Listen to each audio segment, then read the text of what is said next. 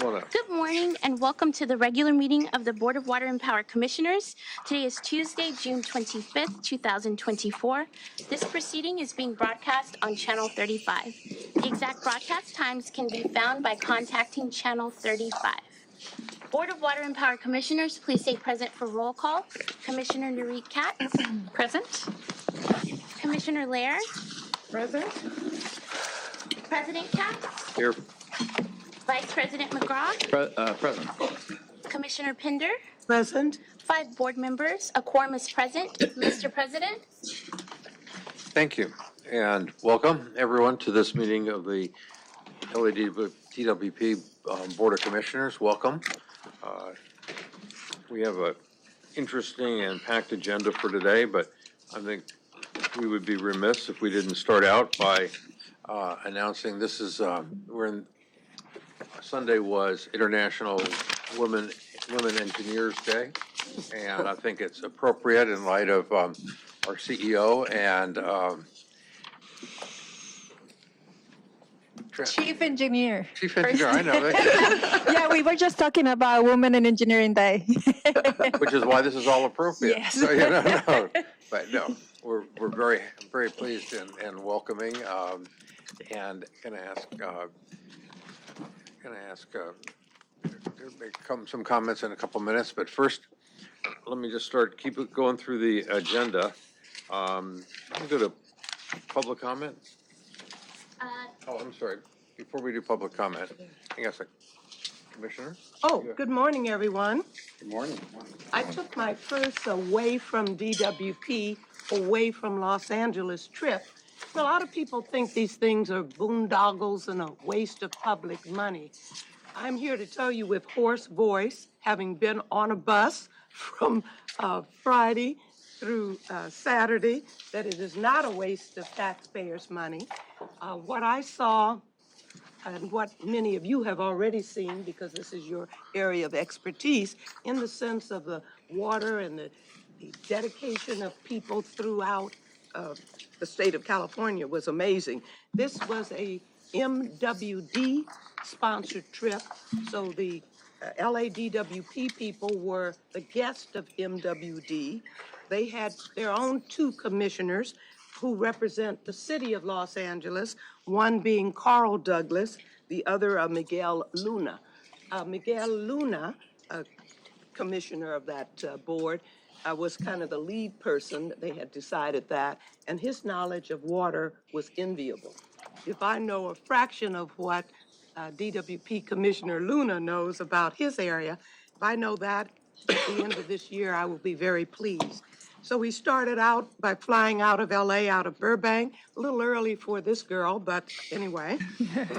We then got to Sacramento, got on that bus. It was nice and air conditioned, good microphone. You could hear the speakers. And the person who was the inspector trip manual was Eduardo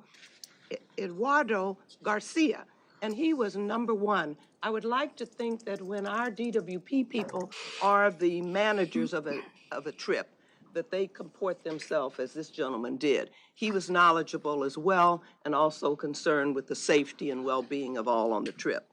So we saw many things. Of course, we saw the Reservoir Port Authority office. We learned we were at the Orville Dam. And then once we were in Sacramento, we had a Bay Delta presentation by a Delta expert, and that word was not used lightly. He was an expert. It was a Kurt Schmutte, SCHMUTTE. And if you ever run across him, tell him I thought he was fabulous. So all of that enhanced our knowledge and a greater appreciation of the partnerships that we have throughout the state.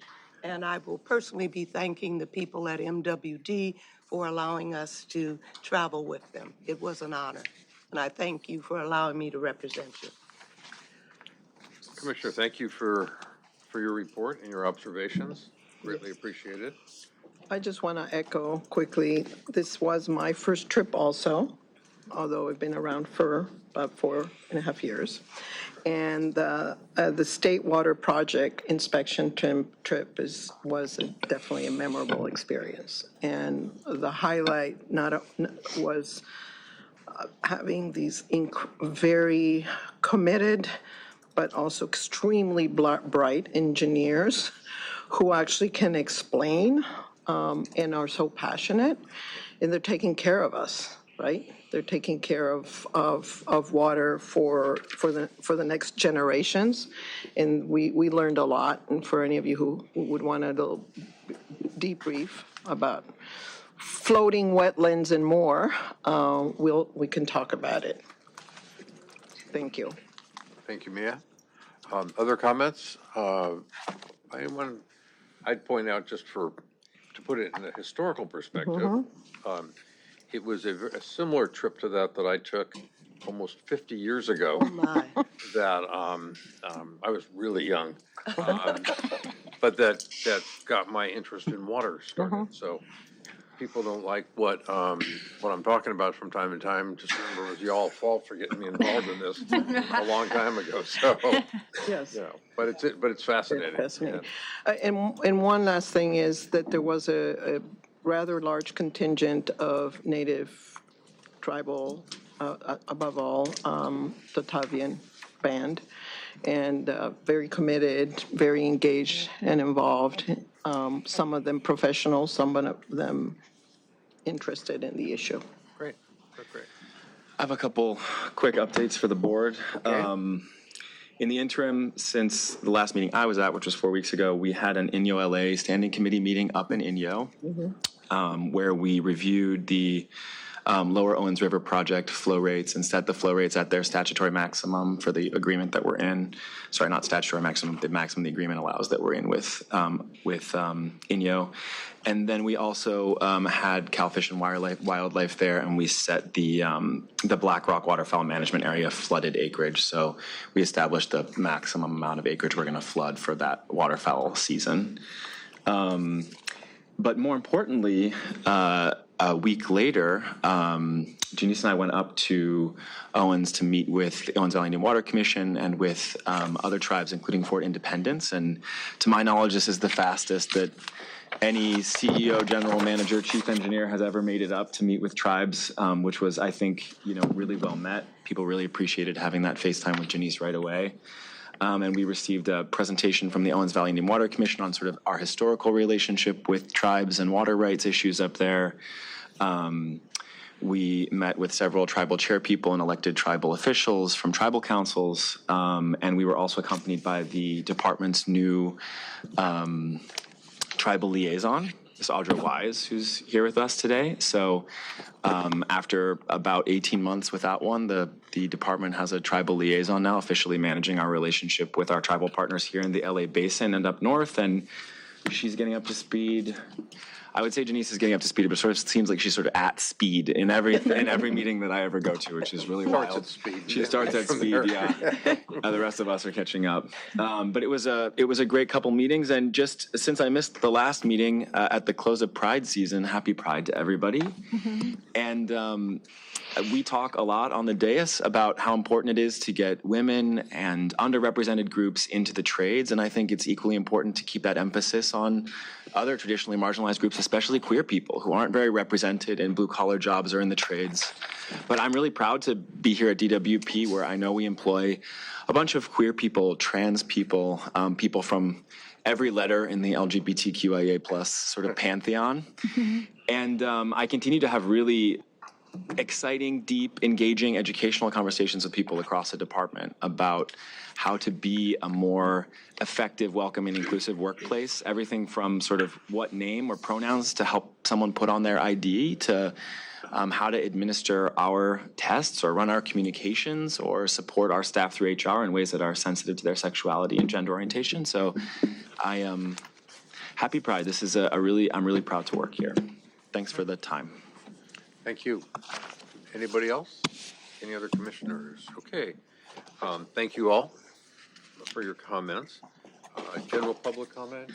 Public comment is officially open. There are no public commenters. Public comment is officially closed at this time. Thank you. Very efficient. All right. We're now going to move to briefing by the chief engineer and CEO for the department. Janice Quinones, and who does start out running at full speed, and I think making a lot of friends throughout the department as she does it. So we're going to talk about heat, and then we have a presentation on the heat dome, and good timing on both our part and the heat's part for for the presentation. But Janice, Do you want me to start with that, or do you want me to start with just regular comments? And regular then- comments, and then Yeah. we'll go to that, please. Okay. So a couple things that happened this month, like you said, we've been moving fast. I'm definitely learning a lot, absorbing a lot of information on how we're working on the department, the things that are going well, the things that we need to put a little bit more emphasis on. But there's a lot of great things that are happening at DWP on a regular basis. So June was no different. This month, on June 12th, we had a press conference with Mayor Bass and our federal and state partners for the funding that we got to support our customers that were in arrears on the water bills, water and wastewater bills. So far since 2021, since the COVID pandemic started, we have secure about $700 million to support our customers that are past due on their bills, and that has really impacted a lot of families in the community. We are one of the utilities that have not started disconnection because of past dues, and that's because of this kind of funding that we're able to do so. I also want to make sure that our customers know we're here to help and that we care. So please reach out to us when you have issues with your bills. We have programs to support you. We have payment plans. We have level pay and other programs to support low-income customers. So call us, and we will support you. Then we had a competition where our Hydromaniacs teams won third place on the National Pipe Tapping Competition for the American Water Works Association. They were third place, but they were 8 seconds behind the first place. So I know we did a great job. So big congratulations to the team, which was Matt Hagen, David Carson, and Eduardo Astorga. Every time we do this, just puts the department in highlight for everybody in the nation to know that we're here and we're here to stay and to win.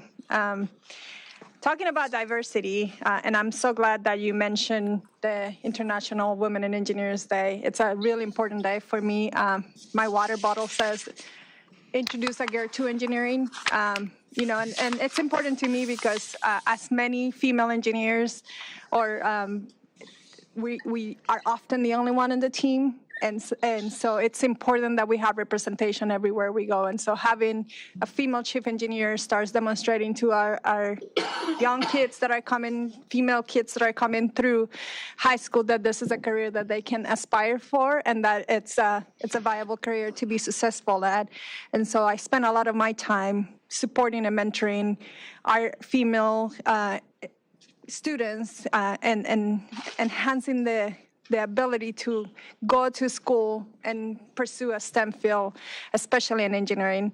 And so that was Sunday, June 33rd, we celebrated International Day. And also in June, we have Juneteenth celebration, which is an important celebration for our Black communities and something that I'm very proud that the department takes the holiday off to remember the history. To your point, Commissioner McGraw, it's important to understand our history so we can move into the future. And so Juneteenth is one of those days that the history really shapes what we want to do in the future from an equity perspective. And I'll tie that to the Climate Justice Symposium that I was part of. I was very honored to kick it off at an event from KBLA, one of the few Black-owned and operated radio stations, on how the disproportionate climate impacts to our communities of color and poor communities have impacted historically our customers. And so it was a very important conversation. It was a national forum. It was put into C-SPAN on Juneteenth. It was 3 hours, and it's a well worth watching 3 hours. Very bold conversations, tough conversations to have, but important conversations to make the right policy decisions in the future. And lastly, I want to update everybody on the San Fernando Valley quality water issue we had last weekend.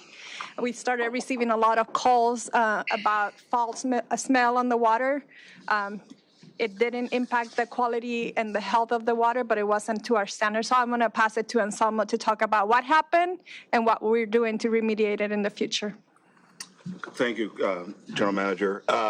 So on Friday, June 14th, we started receiving phone calls from our customers saying that they were detecting a certain musty odor in the water, which is not typical for LADWP water.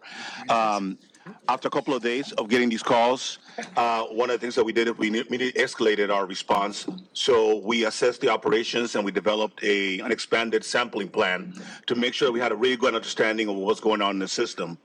By the 19th of June, which was Juneteenth holiday, we actually made some operational changes our filtration plant. What we were able to ascertain is that the water that was coming in from the LA aqueduct had a certain amount of algae in it, and that was causing a particular odor. It was an unusual spike that we were seeing, something that we had not seen before, and that was causing the odor. So we made changes to the treatment process that we have there that would allow to control the odor more. Basically, we use ozone for taste and odor issues, and we just cranked it up, and we're able to deal with the situation. Also, one of the things that we did, we expanded the sampling. So we had sample collectors out there, even on the holiday, getting samples, because the main thing we wanted to make sure is that the water that we're serving meets all the water quality standards, which it did. But obviously, if there's an odor, that is also not acceptable. So I'm happy to report that since then, the number of calls have basically gone back to zero when it comes to this issue. So we have been able to deal with it. However, we are going to be assessing moving forward how we are able to better manage this. There's technology out there that we are piloting right now that will give us information, kind of an early warning system, so that prior to getting an odor call, we actually will have data that we can have along the aqueduct facilities that will provide information to the operators, the treatment operators, so they can make adjustments in the system. So I'm happy to report that the situation has been corrected, but we do have plans in implementing some new technologies and innovation that will ensure that we will have this system in place so that it will not happen again. And if it does, we'll have enough heads-up knowledge to be able to make adjustments to the system. That's it. Thank you. Thank you. If I could, let me, and someone, Yeah. I seem to remember periodically with heat waves that we have similar issues to this, not on a schedule, but when it hits 100 plus, it seems, algae blooms of one sort or another. So Yeah. It's not the first time. It's not the first time we had an algae bloom, but the last one was quite a while ago. Heat obviously is one of the elements, but you also have to see the components that are in the water. So some of the technology that's out there is testing a variety of things like cyanotoxins that might be present in the water. Also technology that allows you to draw samples at different depths of the reservoirs, especially these are raw water reservoirs along the aqueduct, to make sure that we're looking at all that. So temperature is one factor, is not the only factor that's taken into consideration. This is certainly an anomaly, and that's why we want to study it and make sure that we understand what caused it so that we can look at those factors in the future. And if we start seeing some of these factors popping up, we can be on high alert to ensure that we don't have another issue again with any kind of algae formation.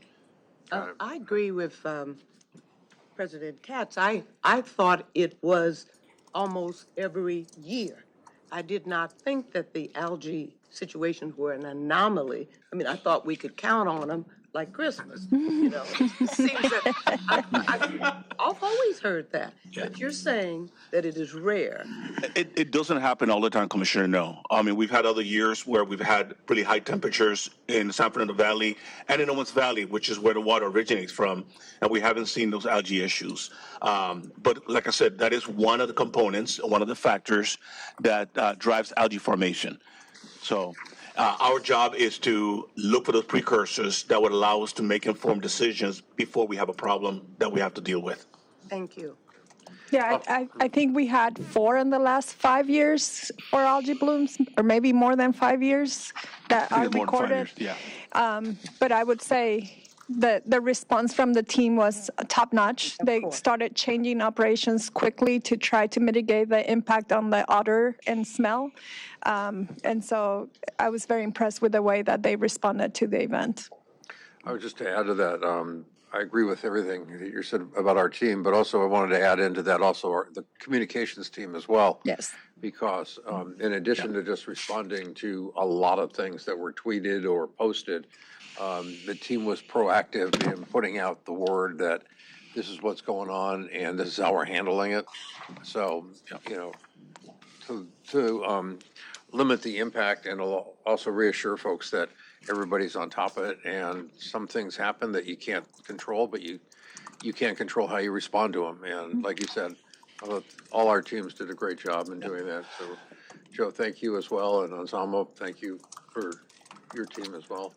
I appreciate the comment, President KATZ, because as soon as we had an indication that we had an issue, my water quality director, Jonathan Leung, immediately contacted Joe and his team, and we worked on two things. One is getting information to the customer services reps, so when the calls were coming in, they knew what to say.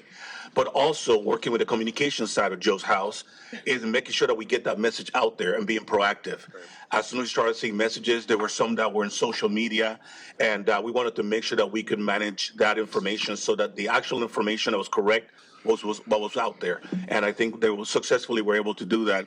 And it's basically because of being very proactive. So I do appreciate that acknowledgement. Mm-hmm. I just wanted to add that as an advertisement, if you will, for anybody watching, we use the Nextdoor app, and that has been very effective for us to communicate on these kinds of issues, because that's where people talk about it in the neighborhoods with neighbors, you know, that are particularly concerned. So that was an outlet that we've used, and we use that for things like other messaging around power outages or water main breaks or construction projects. I also wanted to mention, and thank you, Commissioner KATZ, that it's not just the message, it's also the messenger. And we had a conversation, and he suggested that we make sure we attribute it to Jonathan as our water quality director. And that was very helpful, because it is important to inspire that confidence that it's coming from someone responsible for that function. So thank you very much. No, thank you. No, thank you. Good job. Anybody else? All right, back to Janice. Yeah, so we are going to have a presentation on the heat dome and our preparations for possible hit coming in. We've had historically in the last 5 years extreme temperatures in California. I don't think that is changing or will change. Where I'm from, Puerto Rico is experiencing extreme heat as well, which we never seen temperatures over 100 degrees. We're seeing temperatures in 120 and 90%, 95% humidity with no air conditioning and a failing power system. So this is something that's impacting the nation. And I'm happy to report the team has been working proactively on our summer readiness, understanding critical equipment that needs to be replaced ahead of the summer season. Mm-hmm. We know when temperatures raise, our transformers suffer because of heat. And so the team has developed a formula to understand how many transformers need to be changed out before the summer comes in and get ahead of that. We're done with that replacement project. We understand our system configuration and making sure that the control centers know how to process the operations in case that we experience outages.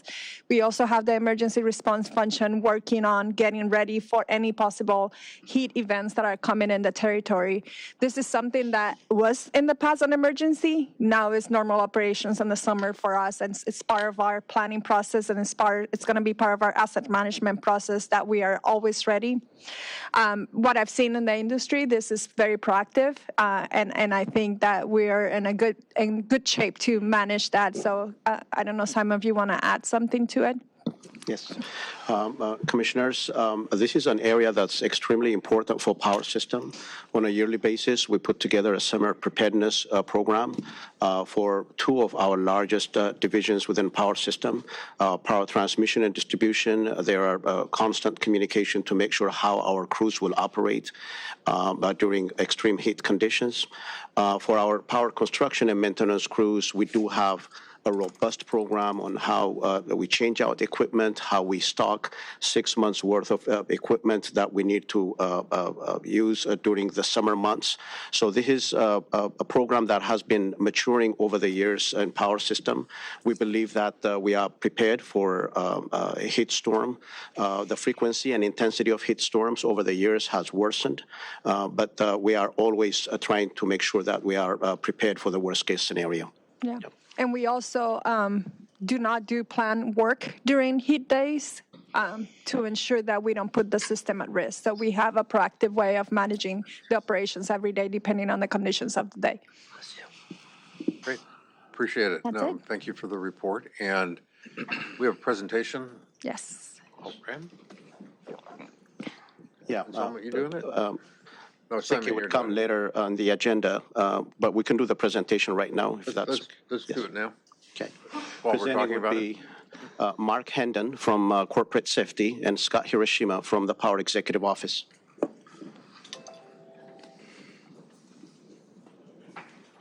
Gentlemen, welcome.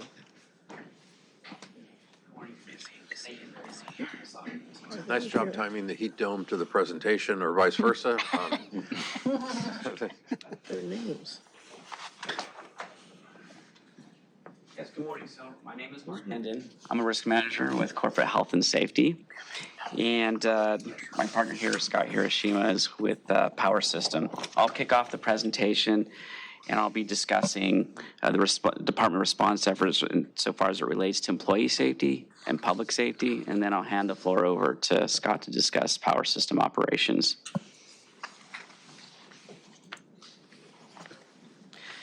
So as was discussed this morning, recent weather forecasts indicate that as we enter the summer months, we're in for a prolonged period of repeated and sustained periods of higher than average temperatures. All too often lately, this has become more and more the norm. A number of agencies, including the National Weather Service, Cal OSHA, and local public health departments have issued a number of advisories. And we have a number of offices here, Corporate Health and Safety in particular, Office of Emergency Management. We monitor these advisories and we help communicate them to our crews and to our operations because planning is paramount. These are things that we cannot just respond to on the fly. These are things that Mr. Zhu had mentioned about inventory of supplies. This includes water provisions, shade, communication, and training. So in part of those advisories, we specify the regional impacts. We have a large service territory. We have operations in Owens Valley and in Nevada, including the local community here. So it's important that we monitor what are the temperatures in light of historical trends, time of year, duration, humidity levels, and so forth.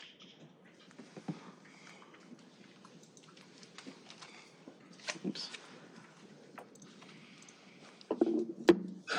So as you can see from the slide here, we're in an urban environment right here, and that exacerbates the impacts of the warming trends. So the surfaces that they tend to retain the heat rather than release the heat. So, and we have crews and we have communities, that live in these areas. And collectively, the city and the county has a number of services and that we provide to our community and the public. As you can see here, the county advertises on their website. They have 168 cooling centers located throughout the county. Of those 168, we have the city has over 70 libraries, and the Department of Recreation and Parks has recreation centers that provide shade, water, and air-conditioned environments to the public. So on top of that, the department has a number of services also that we provide to assist our city partners in our emergency management preparedness efforts. I want to highlight one of those on the water system. In the event of an emergency or a prolonged period of a service interruption, water system maintains an inventory of approximately 60 500-gallon water bladders and a fleet of water tank trucks that are stationed at water distribution service yards across the city. And these delivery systems can be dispatched to local communities with the support of our other city departments, including the Department of Recreation and Parks, Department of Transportation, and Los Angeles Police Department. Joe Romalo had mentioned communication efforts. If there's a service interruption, or if these services that we're providing to the local community, we have a number of social media resources and our website to locate availability of water services, including locations, hours of operations, amount of water, and response efforts in the event of service interruptions.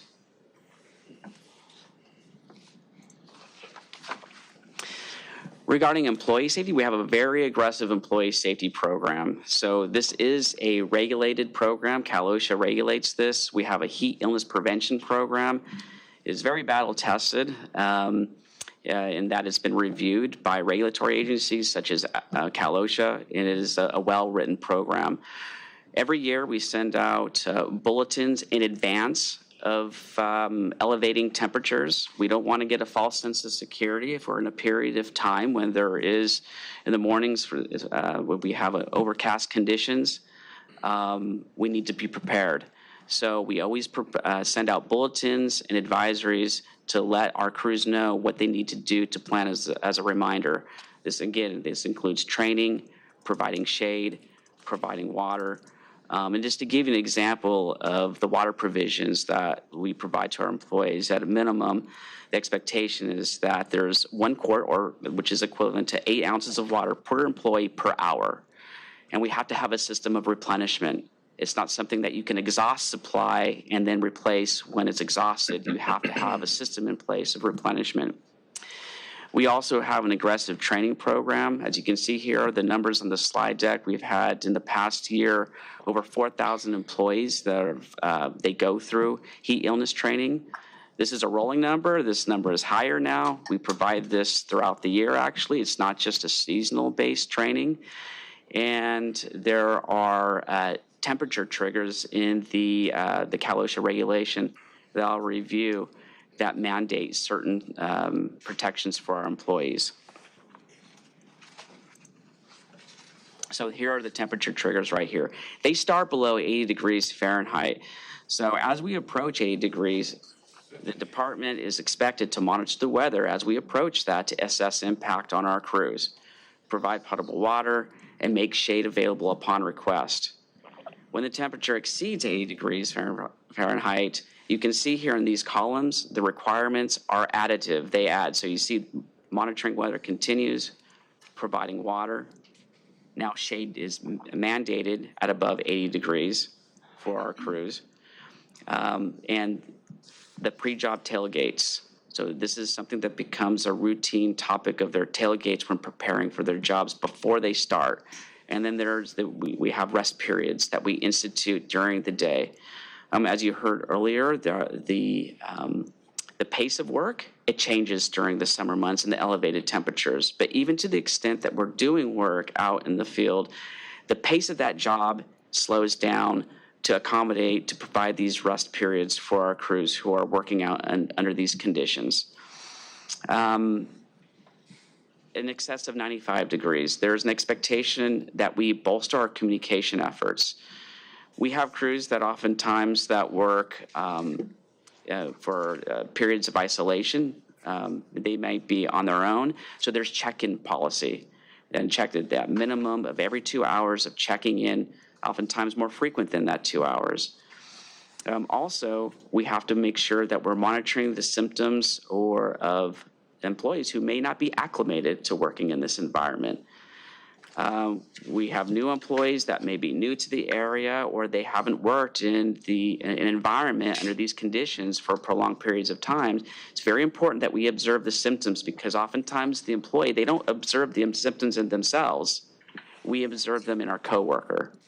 It has a tendency to creep up on you. So we teach that in our training, and we reiterate that the importance of the observation of symptoms throughout the work period, especially for our new employees who are acclimating to the work environment. Then there's emergency procedures. Not everywhere we work has a defined address. So that goes to pre-planning as well. In the event that there's need for emergency procedures where maybe the emergency response teams, they may not know the exact location. We have to pre-plan for that to make sure that we're communicating so there's no gap in that service to protecting our employees. And with that, I'm going to hand it over to Scott for the power system. Scott, before you start, what kind of after-action reports are done at the, at the conclusion of this month's heat dome or what have you? Yeah, so every time that we activate the Emergency Operations Center, and Scott's going to get in a little bit more detail on that, we have an after-action report for lessons learned, and opportunities for improvement. So, yeah, that's built-in, incorporated into the Emergency Operations Center efforts. I'll wait for Scott's report. Okay. All right. All right. Good morning, Commissioners. My name is Scott Hiroshima, Manager of Power System Strategic Planning and Initiatives, here to talk about power system operational readiness in the face of extreme heat. So obviously, when it gets hot, the power system sees a typical increase in demand due to everyone running their air conditioners, increased load on our system. And so our approach is a multi-pronged approach where, we're building this into our operational readiness to ensure that we're ready for extreme heat. So our heat preparations really are year-round, but they start with our Power System Reliability Program, or PSRP. This is Power System's flagship program, really focused on proactive inspection, maintenance, repairs, and replacement of our infrastructure. Specific PSRP activities are geared towards summer readiness. So, for example, our major inspections of our generating units are typically scheduled to end before the summer runs to ensure that they're ready, available to run for the summer. In addition, I think you guys mentioned our transformers. We target specific transformer replacements to be completed before the summer months as well. And this program, this is a comprehensive program, really focus at reliability of the entire system. So it touches every part of the system: generation, transmission, distribution, and our substations. And as such, we have a significant budget allocated to this program.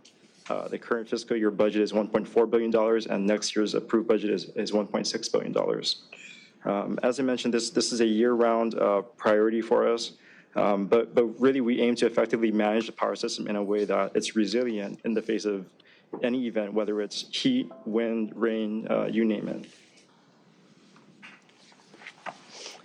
So in terms of situational readiness, this is how we are aware of the conditions that are coming into forecast.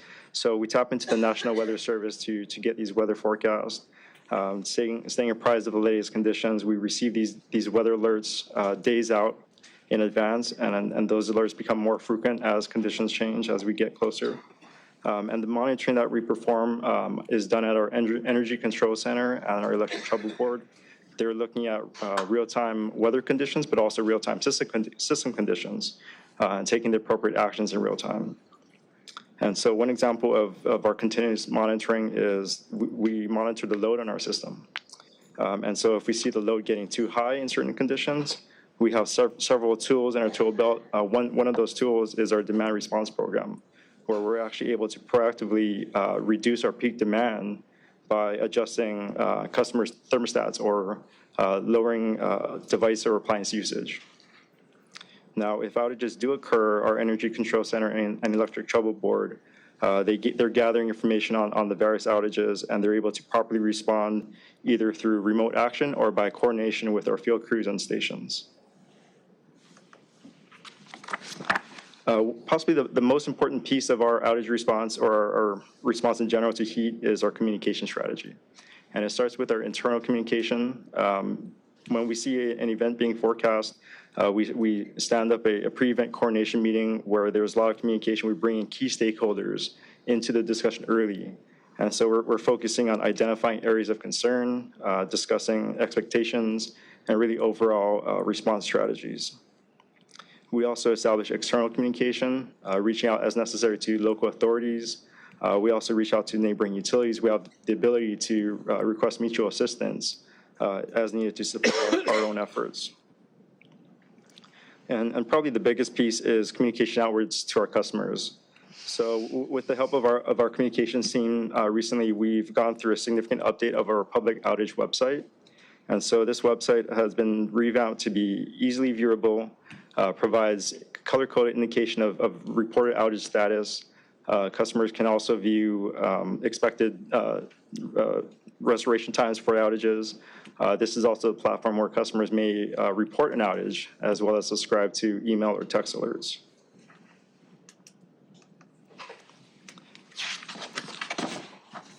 So a large part of our preparation really is centered around personnel and equipment readiness.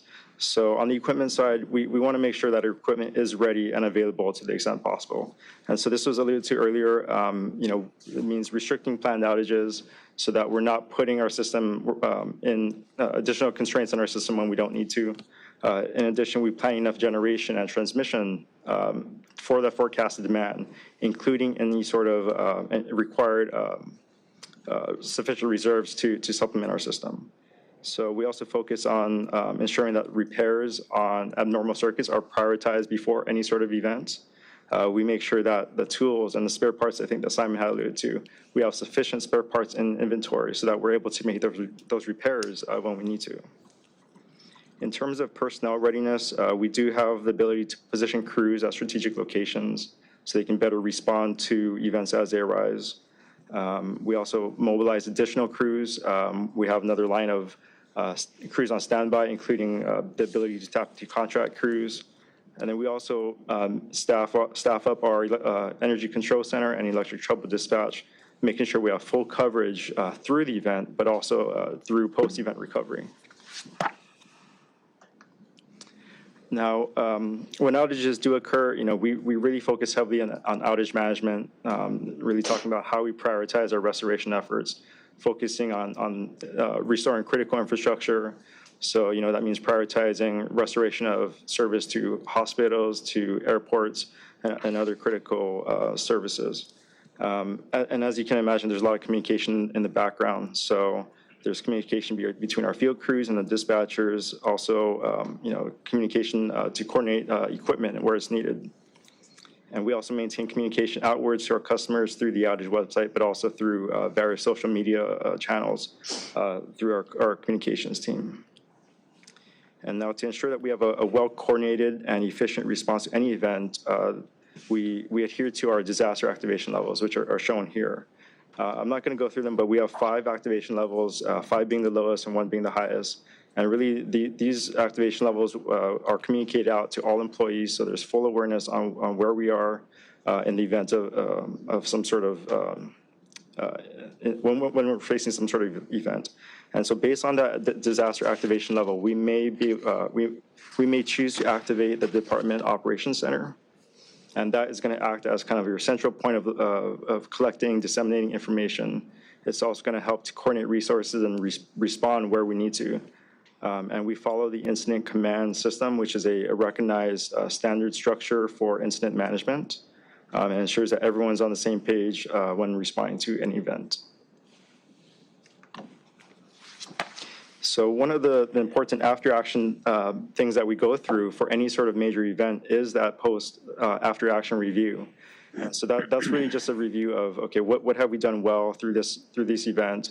Where do we want to continue to focus on because we've done well, but also where are those areas for improvement? Where can we make improvements and correct any deficiencies that we've identified? And as needed, we will go back and make updates to our procedures, our emergency response plans, so that we're continually improving. So in summary, these are kind of the key focus areas for us in terms of heat preparedness, public safety, employee safety, power infrastructure, and power operations. And all of these are really driven by proactive monitoring of conditions to get ahead of the event. As Mark covered, the city opens a number of dedicated cooling centers for the public. Employee safety is a key priority for us, providing hydration, shade, frequent breaks for our employees, making sure we're following our heat illness prevention plan. And in terms of power infrastructure, we are well positioned to handle extreme heat conditions, given that this is built into our programs year round. And so system resilience is really a core focus for us. On the operational side, we continually monitor conditions and have the ability to respond in real time. So as I mentioned, over the years, we've been able to refine these protocols and really ensure that we're adequately prepared for any sort of heat event. And with that, I'd like to welcome any questions. Anybody, questions, comments, When is the observations? last time we've had to go into, not the extreme number 5, but maybe 4 or 3? Or is there anything that comes to mind? I think the last one, there was an activation to, I believe it was level 3 as part of the rainstorm. I think it was this past February. Before that, I think there was a heat activation, but it was only to level 4 last summer, I believe. Oh, good. It's good that they're. Yeah. Thank you. I'll add, we also have customer programs that we do to support our customers, like Cool LA. We're activating that for our elderly community, an event coming up to provide portable air conditionings to ensure that their houses are in a temperature that is survivable. And so we're matching that to our level pay plans and easy pay for our customers, so it's not an impact to their bill, but that we provide a better environment for them.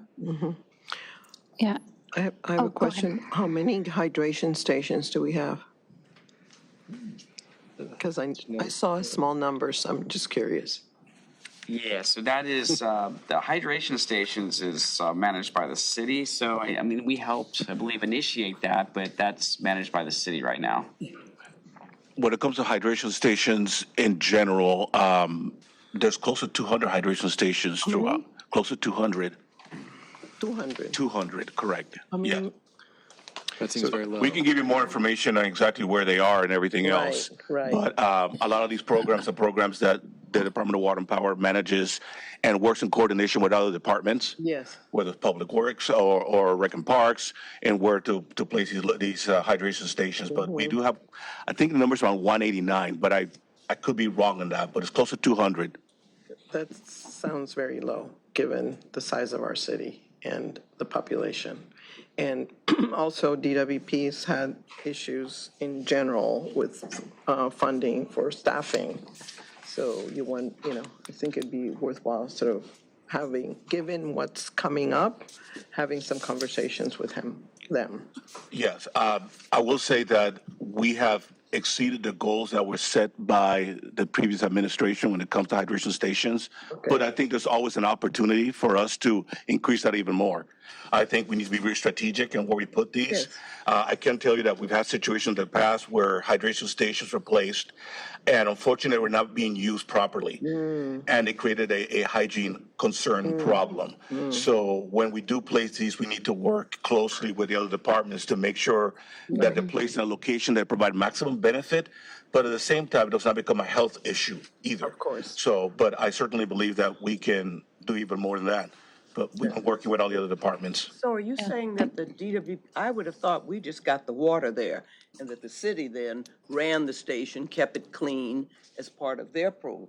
So you're saying we have hands-on and responsible for the maintenance of the station? Typically, we're not responsible for the maintenance, but there have been some that have been placed more for emergency situations, for the unhoused, where they were connected to, for example, a hydrant. And they were used because there was a need for water. And what we found is that after a few days of the facility being there, that it was being used for other things rather than drinking the water. And it created a health situation and a problem. So we were asked to quickly mobilize and to rectify that. A lot of the hydration stations that we have are in properties that belong to the city that are managed by the city departments, and they're responsible for it. But we provide some of the funding, and we work with them to make sure that we could put them in the places where it would maximize the benefit. So, and I'll be more than happy at some future board meeting if you want a presentation on the hydration station program so you can see exactly what we're doing. Sure. No, I think that would be good. And we can also circulate it to the board ahead of time if that's easier. Absolutely. I would imagine, correct me if I'm wrong, but I imagine also, and they're probably not counted as hydration stations per se, but every firehouse also has the ability to be an emergency hydration facility for somebody. I mean, so people aren't sure where to go, Yes. in an emergency. Yeah. fire stations on firehouses as well as police stations, but particularly the fire side where the paramedics are, Yes. is also a good alternative for folks. Yeah, we've also added hydration stations during special events. When we had the Super Bowl recently, that was an opportunity, obviously, with the Olympics coming to LA, and we're going to have the venues and also, for the athletes area, we can put additional hydration stations to make sure that we have those throughout the city.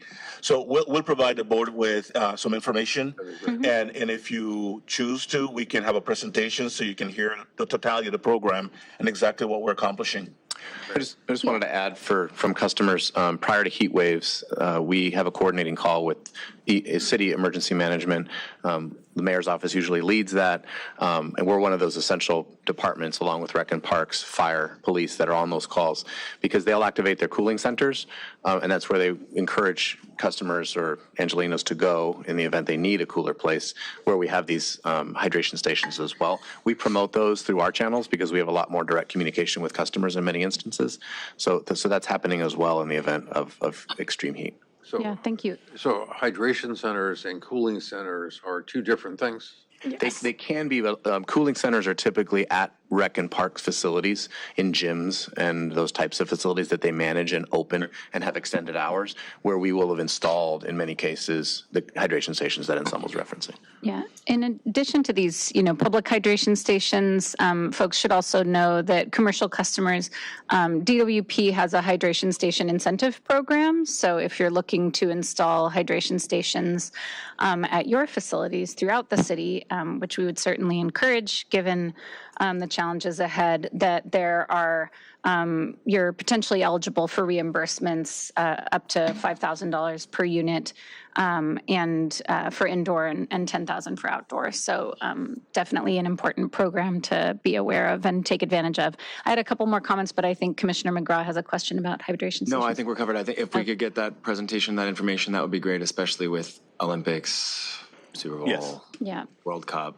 Yes. And just to maybe make the point that it is a new administration that's taking a really different approach to combating homelessness in the city. And I think, from a human rights perspective, the idea of cutting off access to drinking water because someone's using a station improperly is probably not the right final step. We probably need to do some additional partnership work across the city family to make sure that access remains while we deal with the hygiene situation. So I'm confident, knowing the people that work here, that that's sort of how we've approached it before, but I would be curious to see, what our legacy replacement for those failed stations has been.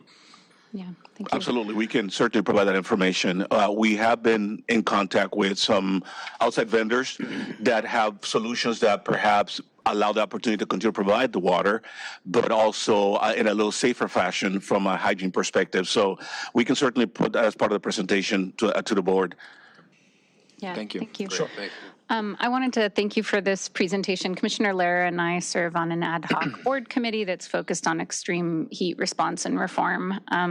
This is obviously very timely, as President KATZ noted, in terms of the heat dome, but I really want to tie it back together with the CEO's remarks around climate justice. This is an example of one of the major climate threats that is facing our city. We've always had heat, but the heat that is coming and the heat that is here is beyond what we've experienced in the past. So I'm glad to see that the department is preparing, and I'm especially encouraged to see that LADWP acknowledges and understands the equity implications and the fact that many of our Angelenos in different communities do not have the same access to shade, do not have the same access to urban tree canopy that other communities do. And so these impacts are really disproportionate, and programs like Cool LA are really key.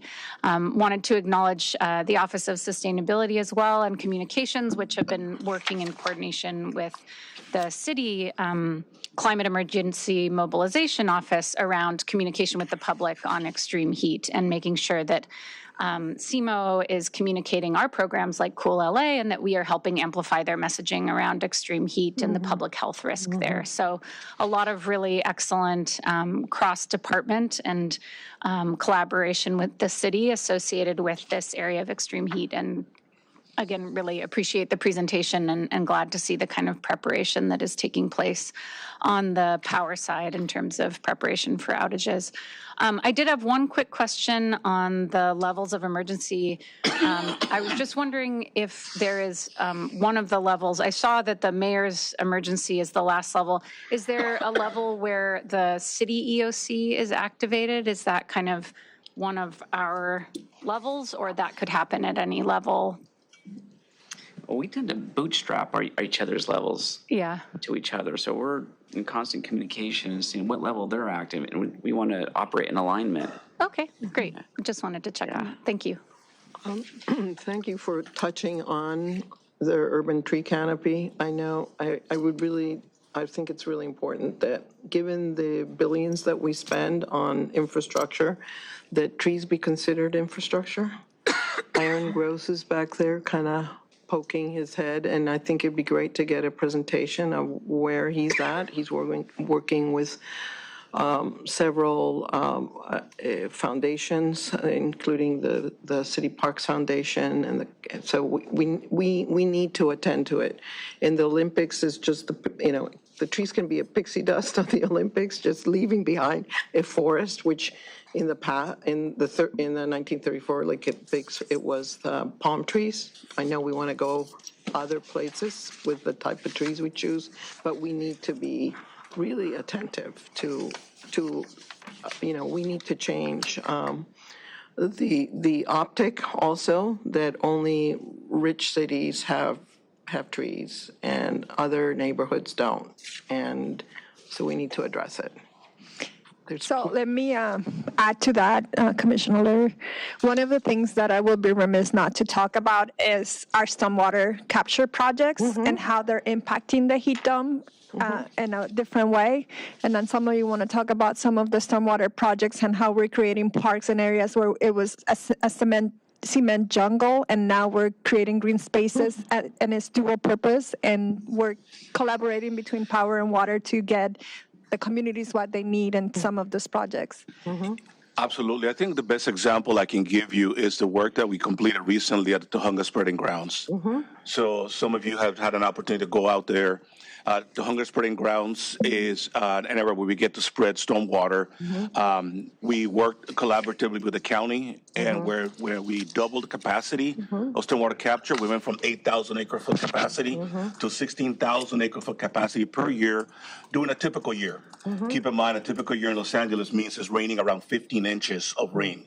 That's about it. That project also included another component of open space. So if you go there, you'll see an area that has been open and has been worked on by the department that provides open space in that community that is park starved. It's great because it's a pretty significant area that you can walk around. We are working on putting some canopies there as well, so that if schools want to go and have a day out there with the kids, that they'll have some shade structure, as well as having a hydration station out there as well. That's been a very successful project. And that's open and it's functional. We also have other projects that we're working with the county when it comes to our stormwater capture, where we have a component of not just the stormwater component, but also improving the recreational component as well for the communities. Thank you. Okay, other comments? One thing that's going on in the rest of the world that is in conflict can make it harder for us with our focus on canopy. Be sure when you're creating a canopy, particularly around residents, you don't put them too close to the house, because the insurance companies are out there now canceling people right and left, particularly in areas like LA. They take aerial photographs, and they say, based on the density of the coverage, decide that you're not getting insurance anymore. And there's a huge crisis in that, particularly in urban areas throughout California. What kind of canopy? Like a tree canopy. If your trees are growing over the roof, if they're growing next to a chimney, if they're growing too close to the sides of the house, people are being told to either cut them, take them out, or not have insurance. Wow. And that's a pretty extreme example, but it's going on throughout California. And I know personal experience, how hard it can be to get insurance. And, you know, I have a whole bunch of old oak trees on the property and I'm not cutting them down. So, you know, we just went round and round until I found someone that would insure them and a really good tree trimmer. But aside from that, but it's just something that, you know, they're two different conflicting purposes. And, we need to be aware of it. So anything that makes it more difficult. So get from here to there. Other comments on, gentlemen, thank you. Thank you very much. Appreciate it. Mr. Pickle, you're up. Ratepayer advocate. We have set or will set a record on number of items provided by the OPA to you in one meeting. Okay. Last week, you received a copy of the OPA's review of the Strategic Long-Term Resource Plan. Yes. And second, yesterday you received a copy of a report back that was requested long ago on hazardous materials and intercity support of the cost of remediating hazardous material situations. And third, comments on the fiber leasing items, and 4 and N5. I have some oral comments on the Fairmont project, which is an $800 million project. And last, the comments on the stormwater items as well. Okay. So I could do a presentation now or at a convenient time on the OPA's comments on the Strategic Long-Term Resource Plan. I have a much shorter presentation than the report that I sent to you. And then I will comment on, well, one, I'll ask for a motion from a board member who feels it's appropriate on the hazardous materials item. There's a proposed resolution that would need to be moved by a board member. Which item? The Fred, which item are you talking? the report looks like this, and it says OPA report back concerning hazardous materials and remediation cost. Got it. And there is a draft resolution attached. Yeah. I think it was the second handout. And I believe the process, until corrected by the parliamentarian, I believe the process is a board member could make a motion at any time now or sometime in the future, and then that would be agendized at some later point for consideration. Can we make a motion to take it up now?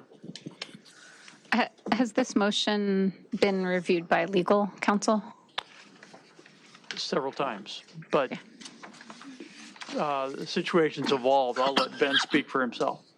All right, well, I'll make the motion to bring it before us so we can have the discussion, since we're having the discussion anyhow. Okay. And I'm sure Ben is more than capable of weighing in, as everyone else. So, okay, this is draft 6.2424 is before us.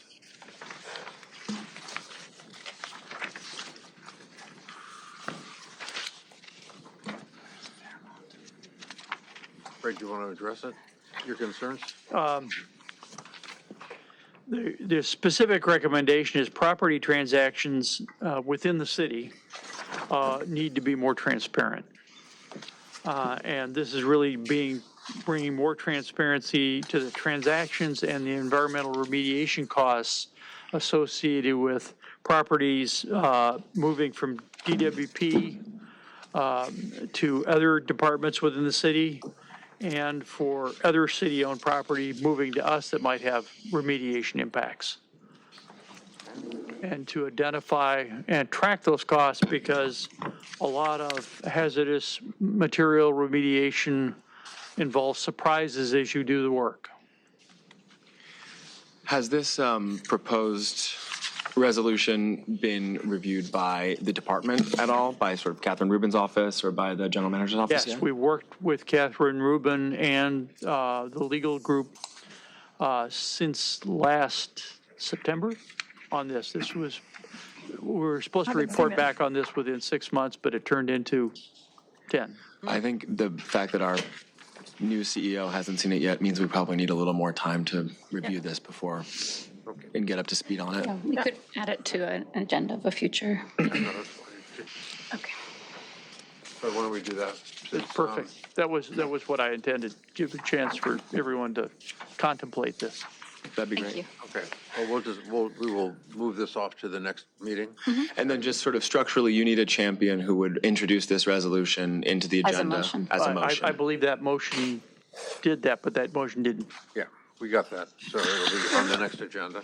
Okay, great. And that way, everyone will have a chance to weigh in, and then we'll take a look at Fred's concerns as well. Okay?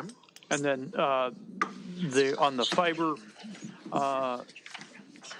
we recommend that the board direct management to prepare a strategic plan and utilize on unutilized fiber assets for the department and cease from presenting for approval individual fiber optic agreements until a plan is reviewed and approved.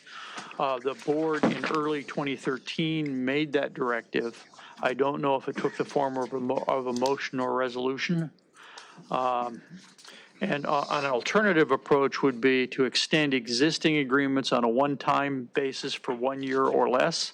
Longer extensions and new agreements would start after the fiber optic strategic plan had been approved by the board, and price escalation in the post-strategic plan approval agreements would reflect related O&M cost escalation with full overhead recovery verified by audit.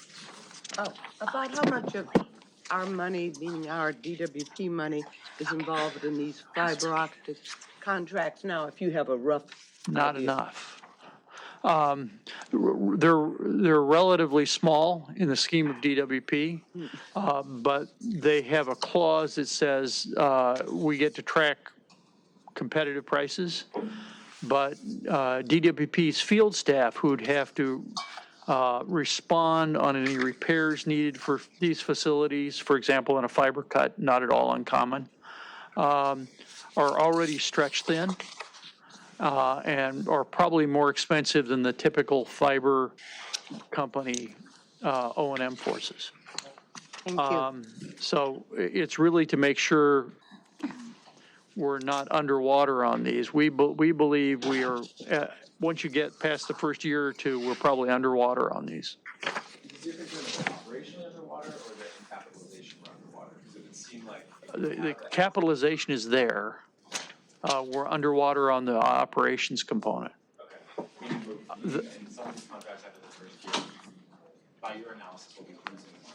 Right. Versus our operating sort of our operating burden And for these the other component is whether there are any security concerns going forward on these assets. These related to NURIT. Largely, they're leasing dark fiber. Sure.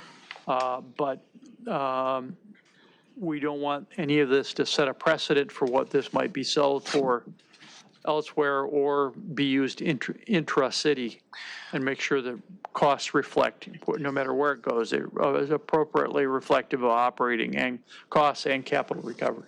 I have a couple questions for you then. So in your analysis, just confirming what I read in the letter, that you didn't find any evidence of the fact that we are in breach of any sort of NERC requirements on our fiber, but you want to be absolutely sure. And that's part of a longer discussion. Okay. My second question then for you is around those operating burdens over time. Was it represented to you by the department that we were deliberately taking that loss in order to gain market competitiveness, or is your analysis that sort of like this has just lacked? We're lacking a plan. A plan, okay. And then finally, the very weighs the costs and the risks. understood. The very last line of your letter, none of the loss-producing agreements all the way to city communication objectives. I didn't understand exactly what you meant by that phrase.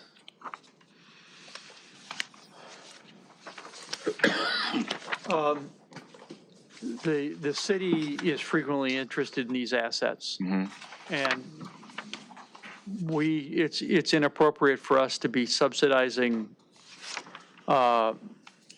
Disney or other city departments, given our cost of service constraints under both Props 218 and 26. Right. So I guess that still doesn't quite clarify it for me. What I'm trying to understand is, by that sentence, do you mean that we should be giving preference to city objectives, or that we should be pricing this so that the city can compete with outside folks for this fiber? Since the establishment of utility regulation over railroads in the 1880s, non-discriminatory service has been the essence of the utility business. Sure. So everybody pays the same for the same service. Exactly. So, but I'm trying to understand that in relation to your concern about this being underpriced. I think that correct me if I'm wrong, but I think the concern is whether it's underpriced or overpriced, there's not a policy in place that governs this. And there's no citywide policy on fiber optics? There may be. Not that I'm aware of, but that doesn't mean there isn't one. No, and the way we're operating this is agreement by agreement, and I think what I'm hearing from Fred is that we have to have an enterprise plan to understand the cost and the length of agreements.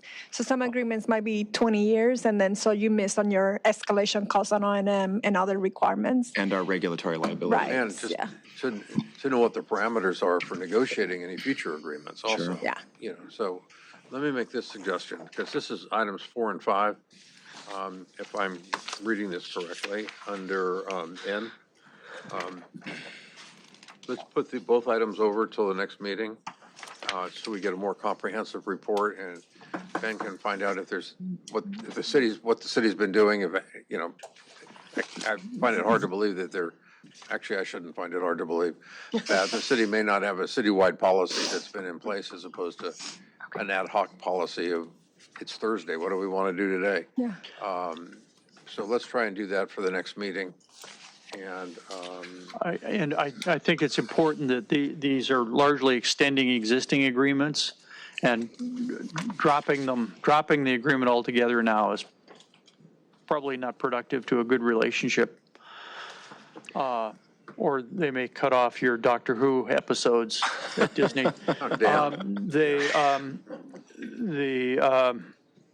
So I think we need to think about the transition as to how we do this. But one thing I want to make sure, though, Fred, maybe you know, but I want to make sure that, you know, we're not running up against it with any of these agreements running out at this point.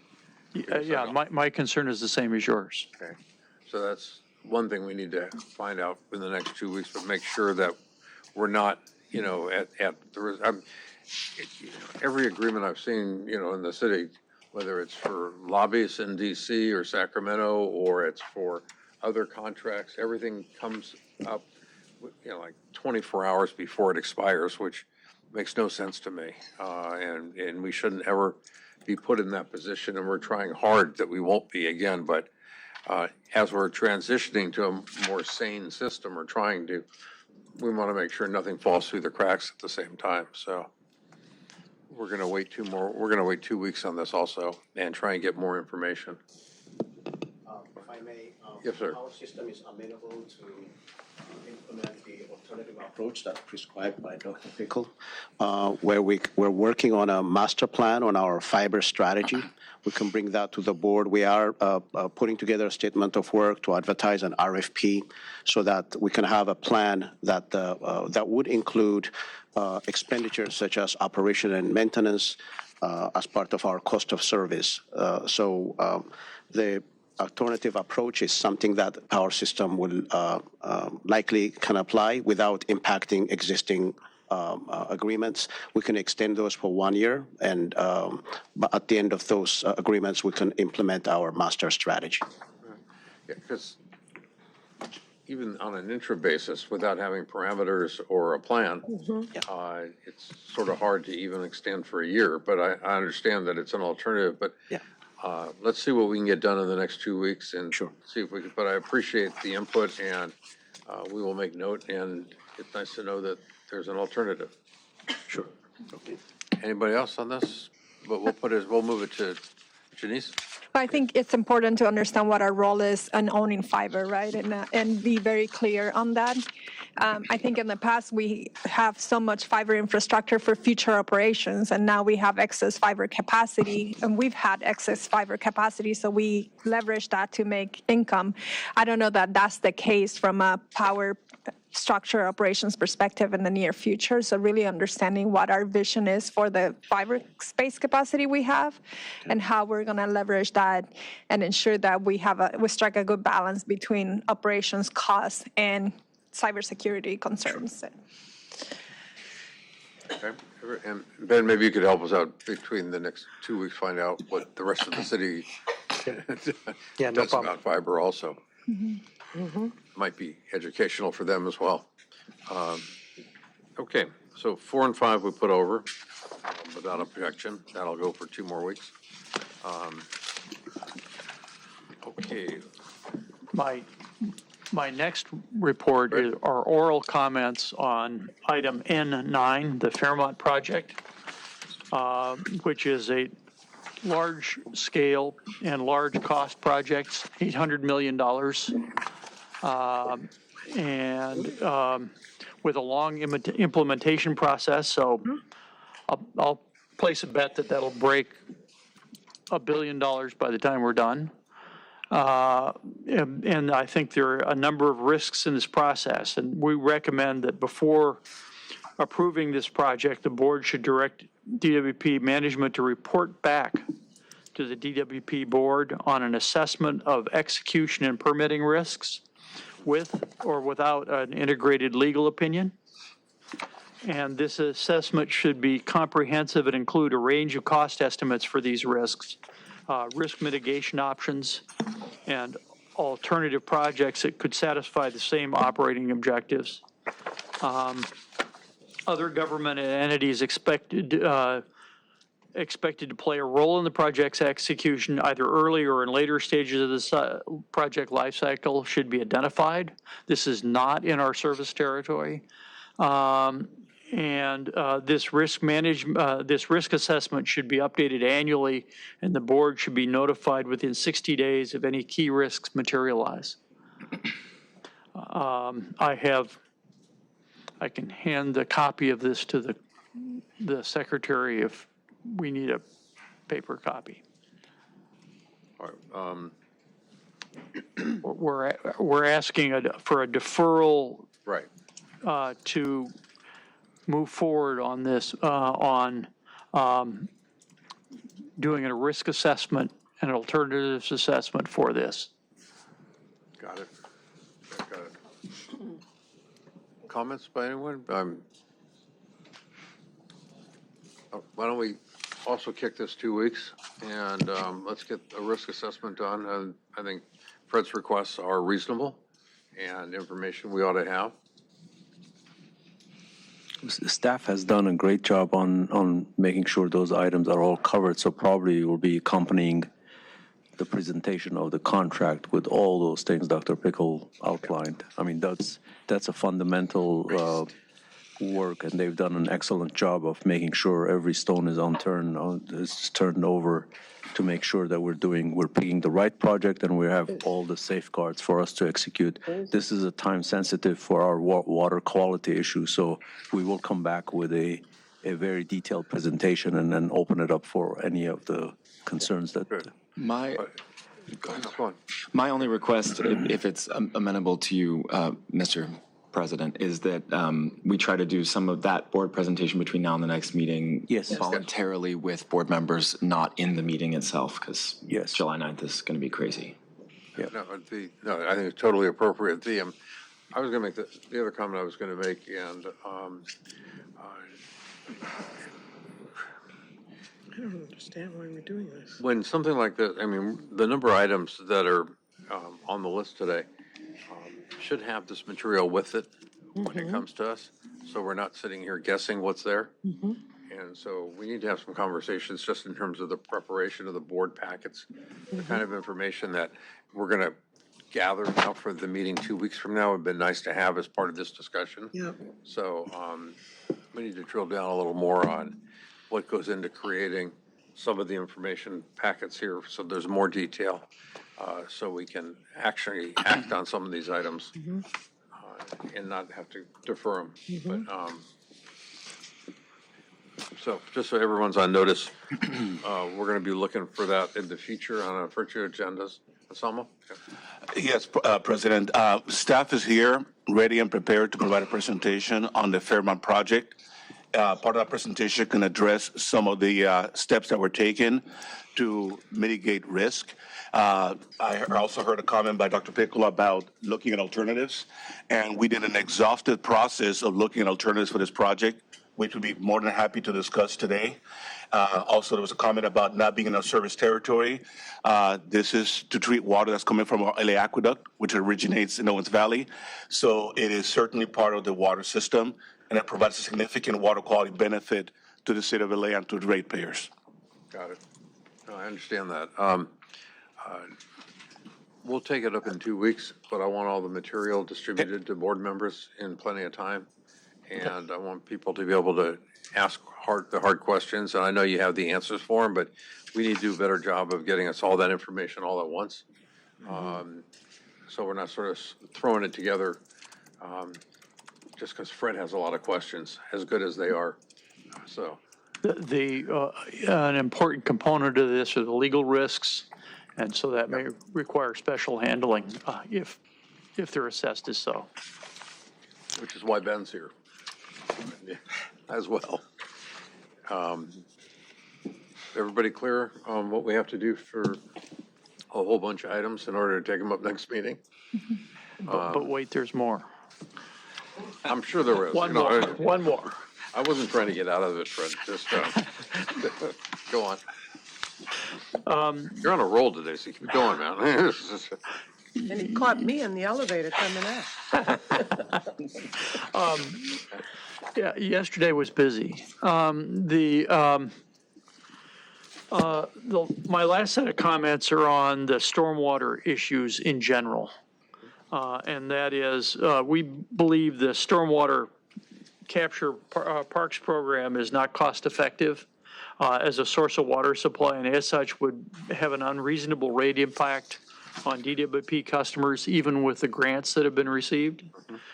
We recommend the board defer approval of at least the parks MOA until after receiving a full disclosure of program water supply and community benefits. And full disclosure would include estimated unit water supply costs for each project and itemization of the community benefits and total costs not directly associated with water supply benefits. And implied in that is if it's not a water supply benefit, who pays? So I have comments or questions on that. I appreciate your thoughtful review, Dr. Pickle. But my understanding is that the city has formal commitments to these projects. It is in the mayor's Green New Deal that we build at least 10 new multi-benefit stormwater capture projects by 2025, 100 by 2035, and 200 by 2050.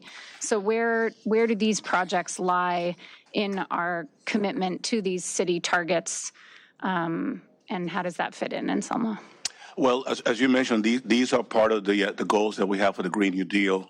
These are, we identified a total of 9 projects that are part of the Stormwater Capture Parks program. We have received funding already for 7 of the 9 projects that I'm talking about. The funding is in the form of Measure W money.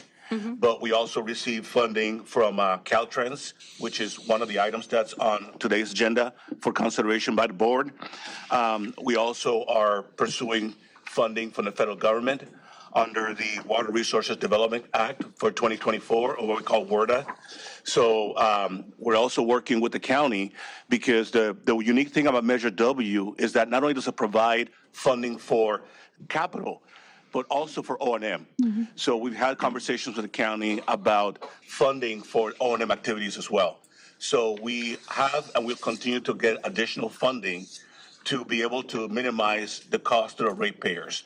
These are multi-benefit projects. They provide a water supply benefit as well as a water quality benefit and a recreational benefit to communities that are park starved. So there is a recreational component to it, as Dr. Pickle explained. But these are part of our total stormwater capture strategy. Yeah, thank you. So I appreciate the concerns about not funding parks on water ratepayers' dime, but I think in consideration of the fact that this was a citywide commitment that we do these multi-benefit projects and not only large stormwater capture, that we have these distributed projects, that I think that, in my mind, overrides those concerns. I think there is a lot of benefit to these projects, but we have a formal policy commitment to, install these, as far as I understand. But I think if I understand correctly, you're right, but I know it's part of what Fred's raising, the question he's raising is, what's an appropriate use of DWP money in some of these projects? The stormwater capture projects, I don't think anybody has an issue with, but should DWP, as opposed to Parks and Rec, be paying for ball fields, et cetera, as part of stormwater capture programs? Yeah, I think that is the fundamental question as far as I understand it, and it's a really interesting one, especially when the benefits are shared across the city family. I do question the fairness of sort of quantifying the cost per acre foot according to the full project cost as really helping us understand DWP's sole responsibility in this and helping us untangle DWP's responsibility versus the other actors in the city family. I think we live and die in terms of climate change and our ability to meet these goals as a city family, and trying to tease our per dollar responsibility apart from the other departments in the city is, I think, a fool's errand. I think intangible benefits are a really major part of this project. They're going to be hard to quantify, and this seems more like a values discussion than a per dollar discussion. But even, based on, Fred, your back of the napkin analysis at $3,600 per acre foot, I know that's higher than an acre foot, at MWD. Obviously. There's those are 50-year costs. The MWD costs are compared to the total unit costs, but those are 50-year life cycle net present value costs. Yeah. I think the important number is the cost benefit ratio. Okay. And even with Measure W money coming in, all of these projects are from above to way above an even cost benefit, and there are state constitutional guidelines on cost of service treatment. So, and in water, they're especially harsh. So, and in terms of treating multi-benefit issues have been an issue in the water business since the 1960s. And the quantification or treatment of qualitative components has been a part of that. So, what we know is our guardrails are heavily focused on the cost of service for water. And it's clear that there's not enough money in any of these for grants to make it so that DWP is not carrying a big burden on these. Isn't the concern also, though, that sort of approaching a new climatological reality, we need a tool like this in our toolbox in order to create more storage in the system, create more operational flexibility over time? I mean, if you use this one metric to understand how things look now and not factor in the climatological reality of the next 50 years, it seems short-sighted to me. Yeah, I think on a similar note, I guess my concern is more with this comparison to MWD. If we have a 70% local water target, which we do, and we have been given by the mayor, then we have to shift off of that imported water regardless. And so the comparison should be with my other complaint is with your strategies for regardless. that. I think part of the elephant in the room is the amount of money that could be used in this area. For how much is local water costing us? And how much what are we gaining in terms of resilience on the cost of local water? Well, I think that's part of what we're going to have a deeper discussion on, because also when you get into projects like this, I think we need these for local resilience, we also need, and this is where you get into the community amenities piece of this, you know, you need to also have community approval to put facilities like this together. And so there may be some things that, you know, make this more agreeable to local communities that wouldn't be normally what we'd put in a project like this, but it's part of the overall mix to make it work. Yeah. And it's really hard to come up with a test for that because it changes community by community because communities want different things. So, but that's a discussion that I know that's part of what Dr. Pickle has raised, and if we solve that, On the we can do Middle East quantification, piece next. Yeah. But, you know, on the quantification side, Dr. Pickle, do you have some best practices you could share with the department for quantification of multi-benefit projects that you found to be well done for the future? The academic work in this area is literally multidimensional. And I've found that doesn't work beyond 2 dimensions. And not in the real world either. So, it's just weighting cost against the qualitative benefits as much as you can measure them is often a useful discussion. if not totally subjective. If not totally subjective. I'd like to bring up the school district as part of this conversation, because I think that schools touch a lot of people in Los Angeles. There was some efforts in the last 10 years of including the schools in this conversation, and there were some great projects that happened out of it that have made, you know, a big difference in some of these communities in need, and where water that was captured was then used for, you know, not just potentially not the school, but also the community. So I think there's work out there. A lot of the fields that are, you know, in the high schools especially, you just capture the water, you irrigate the campus, a lot of benefits. So multi-benefits can be small scale, large scale, but in terms of touching families and touching large parts of the community, I think we need to think about, you know, schools as in colleges and, you know, other schools, the school district. There may be, you know, listen, there may be a formula or, you know, when you talk about the cost-benefit ratio, there may be, you know, rather than just, rather than view every project as unique. Yes. Which they are. Yes. But you know, and every school in LA has got asphalt beyond what they need, I'm sure. Creating heat islands and all sorts of problems. Yes. So what's the appropriate role for us to play in helping to offset that? I know we can't be the answer to everything. No. But if it's creating, you know, local storage of water, you know, infiltration of water back into the groundwater, those are all programs that benefit what we do here and that we should be involved in. Yes. But again, it goes back to maybe you know, maybe there's something that, you know, it shouldn't be more than 10% of the total project or cost. I mean, maybe there's something like that. We can put some parameters on it. You remember? Yes. You know, recognize what's trying to be accomplished and the greater good at the same time, not putting out a sign that said, we're about to be everybody's deep pocket. Yeah, that's not going to work either. Well, if you recall Prop BB, which Soboroff led for a decade, some 20 years ago, a lot of work was done around that issue, where basically the school district had to sort of participate in a meaningful way. But I don't know exactly how the funding was delivered, or it'd be interesting to.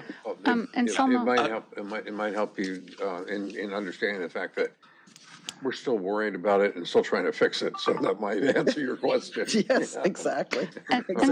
And Salmo, I'd like to hear from you about the request that OPA is making for full disclosure that includes the estimated unit water supply cost of each individual program project and an itemization of the community benefits in the program and the total program costs that are not associated with water supply benefits. Is this something that is feasible for water to provide, and what would the timeline be for that?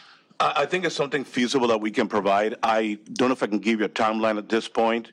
I will say, however, that when you break it down, the one thing we need to keep in mind that if we were not doing these projects at these public parks that are owned by the city, we would have to go and purchase land to be able to implement these. So there is a cost offset there as well. Right.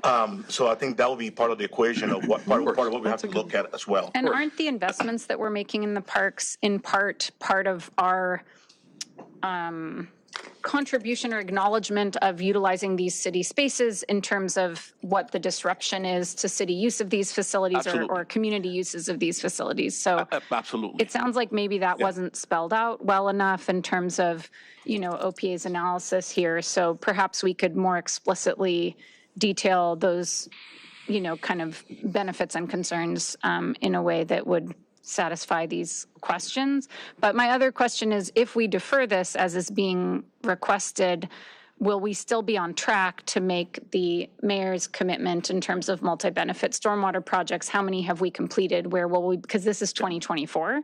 So I'm just a little bit concerned about deferring projects when we have a 2025 target. Yeah. So these projects, we envision having them completed in the next few years. So obviously any kind of delay, it's going to put us more than likely beyond the 2025 mark. But I also want to point a couple of things out. It's easy to always say compare to the cost of Metropolitan Water. But as we all know, a couple of years ago, Metropolitan did not have the water to sell to LADWP because the state was in a drought. So when you look at the value of local water supply, I don't know if a cost comparison between the local water supply and what the wholesaler charges is a full picture. If it wasn't for the ability of us to leverage all the resources and sources that we do have, I think we'd have a much different situation in 2022. So, like I said, you also have to take into consideration the cost of buying that land. And in most projects that we build in public right-of-way, typically there is an impact to the community. Consequently, there is mitigation that needs to be done. So there's also that cost component to it that would have to be included. So to me, if you want to have a full total picture of the cost implications, you need to look at all that. And that's the reason why, Commissioner, I cannot give an exact time frame of how quickly I can get back to you. But those are all the things that I will look at. The other thing I would add is that when Measure W projects are being proposed, it does look for multi-benefit projects. That is part of the equation when they're considering which projects get funding. And that's the reason why these projects rank so highly when they were put against other projects within the county of LA. Thank you. I think these are really good questions to answer, because where we're moving to from an LA 100 perspective and local water 70% is unprecedented. And so we don't have formulas and calculations to analyze the value of a project in a way that has been in the past, or if there's another municipality that's doing it. We're leading the charge, right?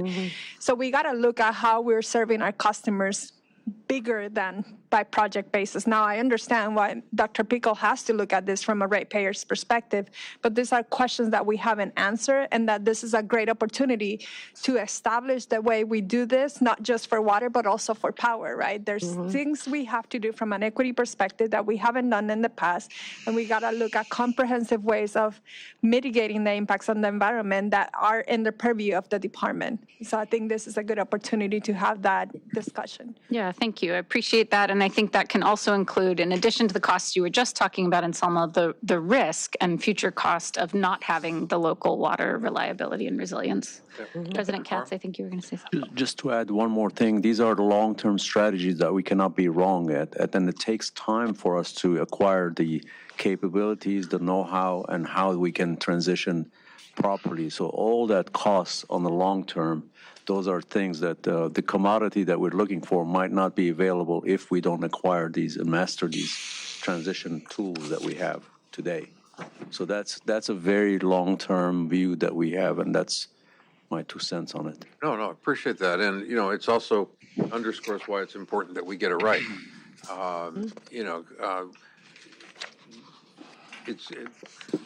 We need to make clear to whoever that, DWP is not a blank check, and we're not sitting here, the deep pocket that funds everybody's wish list. Because if that were true, I have a long one, but that's not what we're doing. That's not how we do this. But the other thing is that if we don't have criteria and we don't have an understanding, a comprehensive look at what we're doing, inevitably communities or areas will get left out. And they will tend to be the communities that don't have as strong a voice or aren't as used to accessing the system. And frankly, that flies in the face of all the equity work we're trying to do citywide. So we have to get it right, to make sure that we don't make the mistakes of the past. So I think there's a common thread to at least 3 of these items, and that's having an appropriate portfolio. We need an appropriate portfolio of local water combined with our overall water portfolio. We need an appropriate portfolio of fiber given potential future uses for that fiber. And we need an appropriate portfolio of clean energy as we manage not just our power assets, but also other carbon reduction activities being done by others that may be have different risks and different benefits and different costs. And, the one other thing I'll just add to that, and then we'll move on. We don't know all the solutions right now, so we've got to be careful that we don't commit all our resources to what we do know today, because as new problems come up or new solutions are called for, we'll find ourselves not having resources to devote to that if we overcommit early. So, if it was easy, it would have been done already probably. So we got to take some time and make sure we do it right. Can I ask a process question? I also really appreciated the extensive comments on the SLTRP and power. Could you explain how OPA's comments get integrated into the current SLTRP process, or how you're responding to or addressing them? Before you start, Simon, can I butt in and say they've done a terrific job in their SLTRP? We're just adding a few things. We gave comments to DWP staff in March of last year, and they paid attention to those comments. So excellent. I'm glad to hear that. Thank you, Dr. Pickle. It is incorporated, and as we work throughout 2024 SLTRP, the recommendations and study that was done by the Bradder Group is going to be incorporated. Okay, excellent. Thank you, Simon. Okay, that was fun. Now, getting back to the agenda. Anything else, Dr. Pickle, or can we move on? All right, thank you. Thank you. I do appreciate the comments and the observations. We have to pick fun at somebody. That is true. Okay, let's see.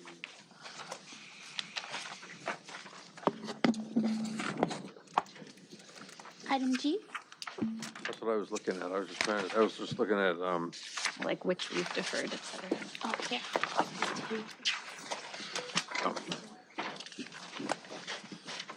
At the AI presentation. That's all I was looking at. I don't understand why we have 2 of these. What's this Okay, back to, I'm going to go to item, if you don't mind, folks, N6 and N8. They're special, I'm told. You ready to go? I have to call 16 special too, if that's okay. Thank you. Why don't you be happy with the first 2 first? I know. I don't need What do you need? presentations on this, but can I talk to someone about items N6? We'll do it in order, N6 first and then 8 and 16. When you say talk to a person, you got... Well, there's usually someone from management here that has a presentation ready if needed. We need to call 17 also. Okay, on item 6 and 8? Yes. Okay. Item 6. Thank you so Come on up, much. please. We have Lucia Alvarez and Michelle Yee presenting on this item. Yes. Good morning, Commissioners. It's nice to see you both. Thank you. Likewise. Hopefully this will be really quick. The board letter was really clear about recognizing the importance of equity in our rollout of LA 100, but the contract summary speaks really only about the technical subjects that these folks are going to be trained in.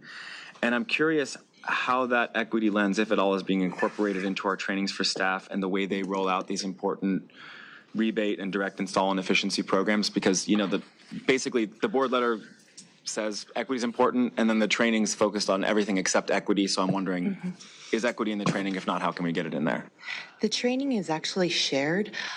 We have the contractor who handles the technical portion, so that educates the staff in regards to the equipment, the strategies for implementing efficiency and decarbonization strategies. However, we also have the supervisors and the managers who partner with the trainers. And so we come in and handle the programming. So we discuss, like you said, equity, access to the programs, and we marry the two together. So the technical portion establishes how our communities, how our customers are able to implement them, and then how the programming supports that, and how we move forward with those strategies in an equitable manner. So it's handled internally by the staff. By the supervisors. And the managers. I think that's really interesting because, you know, in California, as employees, even as board members, we're constantly taking these, you know, mandated trainings on equity and non-discrimination in the workplace, these sort of things. One of the findings of our LA 100 equity strategies report is that the way our rebate and direct install and other programs have been rolled out haven't necessarily been inequitable in the way they're designed, but have been inequitable in their outcome, right? Like, we know that these rebates are being accessed more by predominantly white, predominantly higher socioeconomic class communities, and they're not penetrating the marginalized communities that we have. So I know it's important to have that be a strong element of the supervisory relationship, and I appreciate that it's being handled there. But I'm also curious if there is a way that we're sort of doing this technically, especially in our interactions with customers, because the folks we're talking about are the ones that are interacting with customers, right, directly on a daily basis. And this training covers those interactions. I'm wondering if there's a way we can be more considerate of the sort of subtle ways we can be getting at some of these equity questions in conversations around, you know, assisting a customer with a PV rebate for a rooftop install or a feed and tariff program or a car charger install or something like that. Exactly. Definitely. I think the training, because it not only goes over the strategies, it also goes cost-benefit analysis. We are able to identify all the strategies, even low-hanging fruit. So it doesn't matter where you are in the spectrum on what you're able to implement in your home or your place of business. We kind of cover it all. And so we're educating them on all of the strategies. And so when they're out in the community and they're meeting with the public, they can see where they're at and they can identify what is realistic for them to implement and what they can do for their homes, for their businesses, small, large, in the middle. And so they're able to have those conversations because now they're educated in the strategies, you know, whatever they're able to implement, and then marry that along with the programs that we all talk about they can do it. If I may add to that, on a separate effort, the department is undergoing through an equity strategies criteria development phase currently. This is to come up with a criteria how equity can be implemented in existing programs and new programs as well as projects in the future. We're partnering with UCLA on this effort. That job will be done in the coming few months. Right after that, it's going to be direct implementation of equity and how we can achieve equitable outcomes from our programs and projects. And under the energy efficiency umbrella, the various programs that we have will be equipped with equity outcomes and equity tests as they go through the process.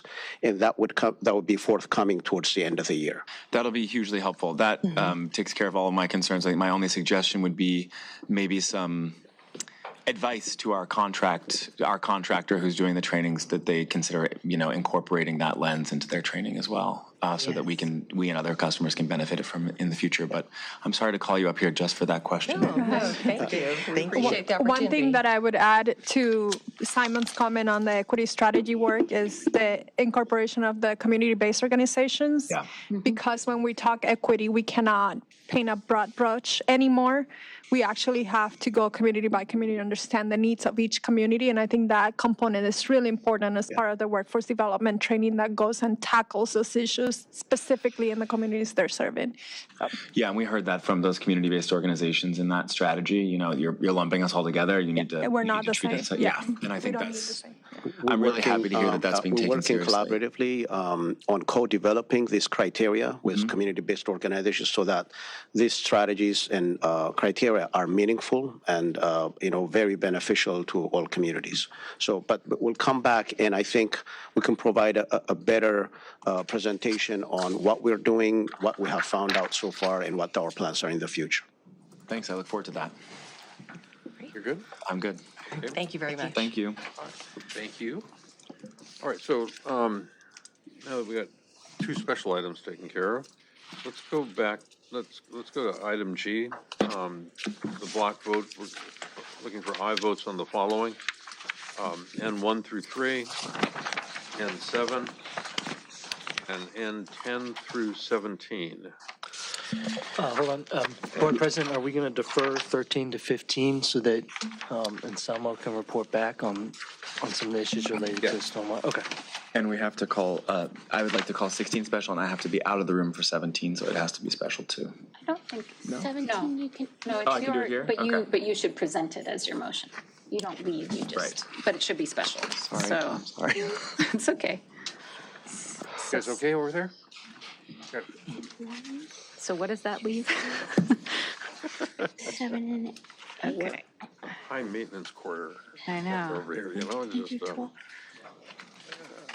And then okay, so we're pulling out what Anselmo's getting back to us on. So items 13, 14, 15, that's what I'm hearing. Okay. So that So you leaves. said 13, 14, 15? Yeah, 13, 14, 15, those are all related to stormwater capture parks project. So I move to approve items There we go. 2, 3, Let's try this. How about 1 through 3, yes. 7, 8, and 10 to 12? 10, 11, 12. That looks correct. Yeah. I second. Okay. Without objection, all members present being recorded as aye votes. Those pass. Yes.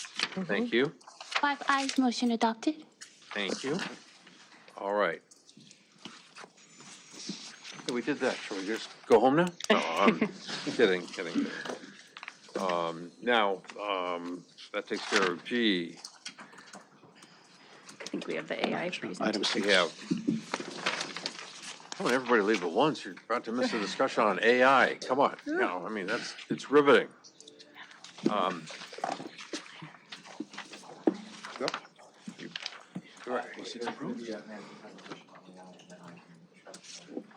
Okay, who's got the AI presentation? We have IT here for the IT for presentation. AI?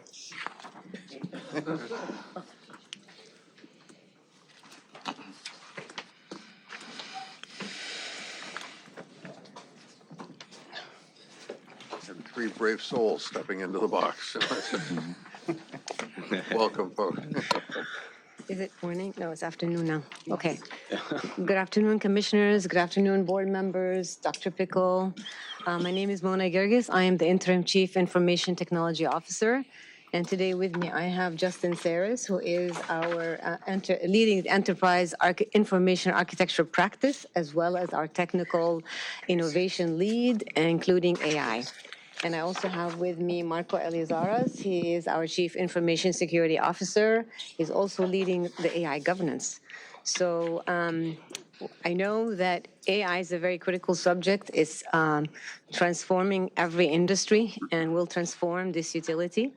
And we need to prepare for it. And so today we'll give you a brief presentation about how we're using AI today and how we're preparing for AI. And with that, I'll turn it over to Justin to start the presentation. We should have started with this, so it would have made the last hour make more sense, probably, no? It could solve all the problems we discussed earlier. Well, thank you for the introduction, Mona, and good afternoon again. Artificial intelligence, or AI, and generative artificial intelligence, or Gen AI, have been in the news for the past year and a half due to the release and widespread adoption of publicly available platforms such as ChatGPT and Google Gemini. But it's important to note that when we talk about artificial intelligence, it's important to make the distinction between traditional artificial intelligence and generative artificial intelligence. Artificial intelligence itself is not a new technology and has been employed here at LADWP in some form for some time now. For example, we currently use artificial intelligence, and specifically machine learning, to help us analyze large volumes of data and make better data-driven decisions. For example, we employ artificial intelligence in our Cybersecurity Operations Center to correlate and analyze log entries from thousands of data sources across our environment to help our analysts respond to, identify, and resolve threats to our network. We also employ artificial intelligence on our application performance monitoring capability to analyze key data points in real time and alert staff to potential application issues in a proactive rather than reactive manner, reducing downtime to mission-critical systems. Now, generative AI is different from traditional AI, and then it goes a step further and creates new data that is similar to its training data. Generative AI holds the promise of improving efficiency in the workplace by helping us do things like write new position descriptions, assess differences between products that we may be evaluating, refine our writing to make it more concise or verbose, and also help us to more readily access information that's critical for us to do our jobs. The possibilities are endless, and as the technology continues to mature, we'll continue to see additional use cases and innovative implementations of the technology. Now, while most of us are familiar with publicly available Gen AI platforms such as ChatGPT, it should be noted that private generative AI platforms are also available. While publicly available platforms provide a robust and powerful service, users of the platforms must be cognizant that any data provided to the platform may be used to further train that model. Now, private generative AI platforms are deployed in a more secure manner, where the data provided to the platform is not accessible by any third party, that data remains private, and it is not used to further train the model unless done so at our express direction. Private Gen AI platforms also typically contain certain controls such as content filtering and abuse monitoring features to reduce the risk of misuse. Research firms have found that there are 5 primary sources driving the adoption of artificial intelligence across organizations. Firstly, while there are a number of ways that artificial intelligence can be used to enhance our operations and improve efficiency, we need to be aware of the inherent risks associated with AI and protect LADWP. Secondly, as AI becomes more pervasive and present in the technologies that we all use on a daily basis, our customers will expect that we provide similar capabilities in our public-facing platforms. Third, while there's been news around job loss related to the adoption of AI, employees are at the same time expressing an interest in using AI in their daily work and may leave organizations that fail to allow employees to leverage these technologies. Fourth, we can expect a number of regulations to AI, related to AI, to be adopted at the federal, state, and local levels, and we must be poised to comply with these regulations. Fifth, as we begin to adopt AI technologies, we must be able to effectively demonstrate an increase in efficiency and productivity related to this adoption, which will offset the costs related to the implementation of these technologies. So that begs the question, how do we get to the point where we can effectively implement AI at DWP? Our mission statement states that LADWP exists to provide clean, reliable water and power and excellent customer service in a safe, environmentally responsible, and cost-effective manner. AI can help support our mission by operationalizing the vast quantities of data that we generate to help us make better data-driven decisions, increase efficiency through process and workflow automation, enhance our abilities to respond to customer inquiries and provide even better customer service, and help to identify potential system issues before they impact service delivery. To effectively and responsibly implement AI at LADWP, our organization will require an enterprise AI strategy, outlining approach and focus areas intended to encourage and enable the organization-wide fluency and adoption of AI. We intend to create an AI strategy with the following goals. Number one, to govern AI in a responsible manner that puts the interests of our customers, partners, employees, and the community above those of the organization. Secondly, communicate and champion the organization's AI vision and ambition. Third, build business and technical competencies to increase the probability of success in the adoption of AI. Fourth, execute the implementation of the enterprise AI strategy and key strategic priorities to scale AI across the organization. And fifth, innovate by pursuing new technologies, use cases, and business models that AI can impact. With that, to talk more on AI governance, I'll turn it over to Marco Elizares, our CISO. Thank you for the opportunity. So in the last slide, you noticed that the first bullet was about AI governance. That was very on purpose, and I'm here to talk about AI governance. The next couple slides, I'm going to provide an overview of AI governance, highlights its importance, key components, and how to ensure the responsible, ethical, and secure use of AI technology within LEDWP. What is AI governance? So AI governance establishes guardrails that ensure our AI tools and systems are used responsibly. These guardrails help maintain the safety and ethical standards of our AI applications, protecting LEDWP and the public. It encompasses frameworks and rules that direct the development and application of AI.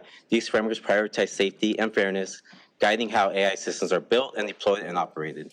And AI governance includes oversight mechanisms to address potential risks such as bias, privacy infringements, and misuse. These mechanisms foster innovation and trust by ensuring AI systems are continually monitored and assessed for compliance and ethical standards. In short, AI governance is crucial for maintaining the integrity and trustworthiness of our AI systems, which is especially important in the utility sector, where public safety and reliability are paramount. Some key concepts in AI governance, we're looking at accountability. So clear responsibility. Individuals and organizations must be accountable for the development, deployment, and the outcomes of AI systems. Those involved in AI projects should be responsible for addressing any negative impacts resulting from AI decisions and ensuring that AI practices align with regulatory requirements and industry standards to maintain accountability. We're looking at transparency. Making the inner workings of AI systems accessible and understandable to those affected by their decisions, promoting open dialogue about AI operations, its limitations, and potential bias to enhance stakeholder understanding and trust building. Using the transparency to build confidence in AI systems by allowing stakeholders to see the rationale behind AI decisions. We're looking at fairness.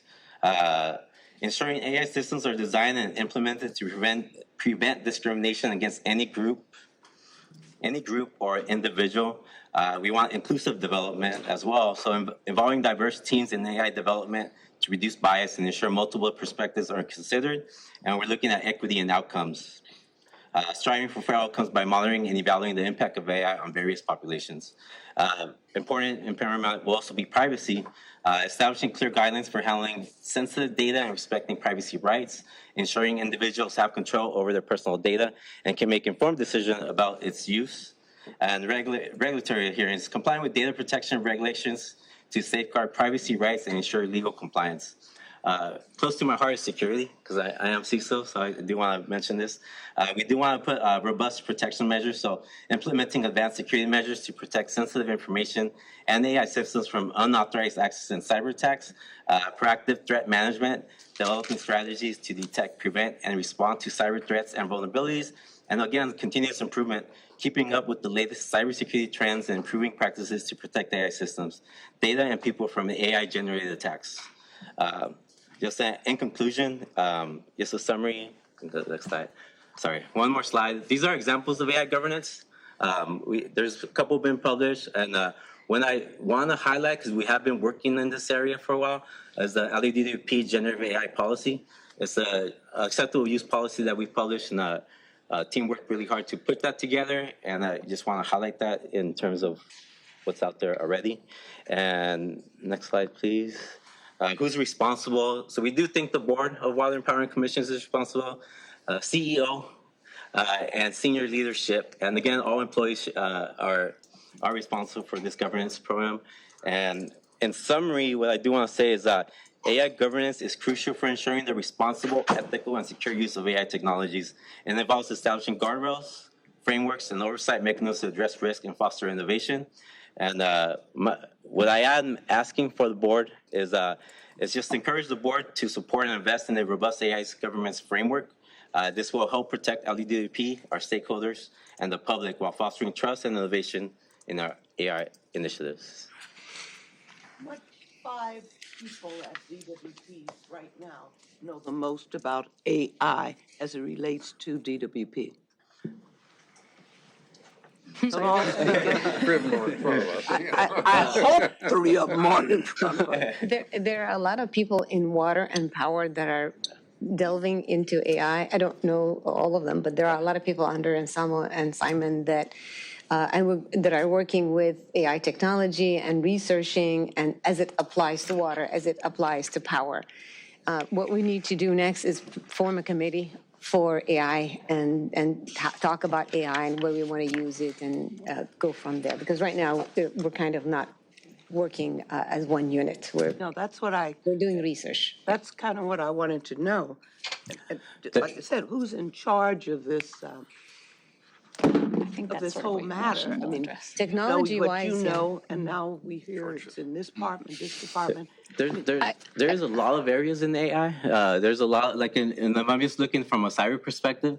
There's like a whole presentation I can probably put on AI for cybersecurity in just that specific area. But there'll be water system AI technologies, there'll be power system AI technologies, and they're very focused in their areas. So it's going to be a joint effort across DWP to get AI working. Yeah, and I think our Commissioner McGraw is bringing forward a motion that may address exactly what you're asking about in terms of a more cohesive approach. Thank you. I can talk about that briefly now while we're up here, and then if it sparks any questions, we have the folks with us. Thank you. Yeah, I really appreciate that presentation so much. I think I've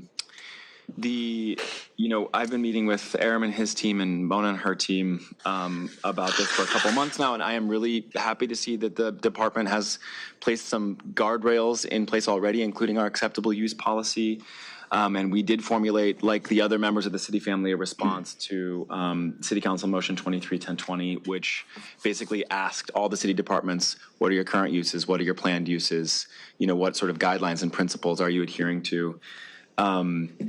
Obviously, as the presentation pointed out, one of the driving forces for AI adoption is sort of that governing bodies are expected to protect the organization and the public, and that, as the presentation pointed out, is nowhere more important than in water and in power. And other national governments and transnational governments like the EU and Canada have been much ahead of the United States and California in putting regulations in place that protect utility customers and set guide rails and sort of practices around the use of data, fairness, employment, all those sorts of things. So basically the motion, it does 5 things. Sort of in its whereas clause, it states what our principles are as the board, and sort of sets these objective principles that we want the organization to start working from: enhancing our ability to work, upskilling and empowering employees, protecting system integrity, ensuring our ability to serve our ratepayers and driving value to them, upholding highest ethical standards, and complying with current future laws and regulations. And then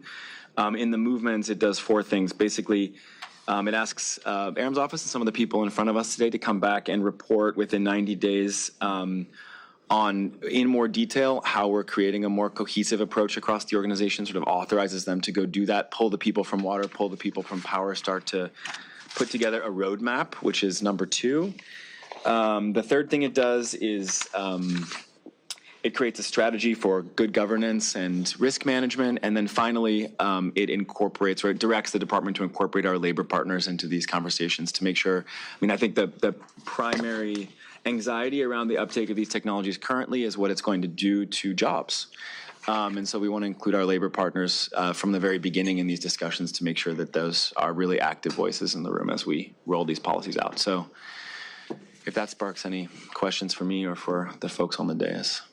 Well, the objections of the resolution are excellent.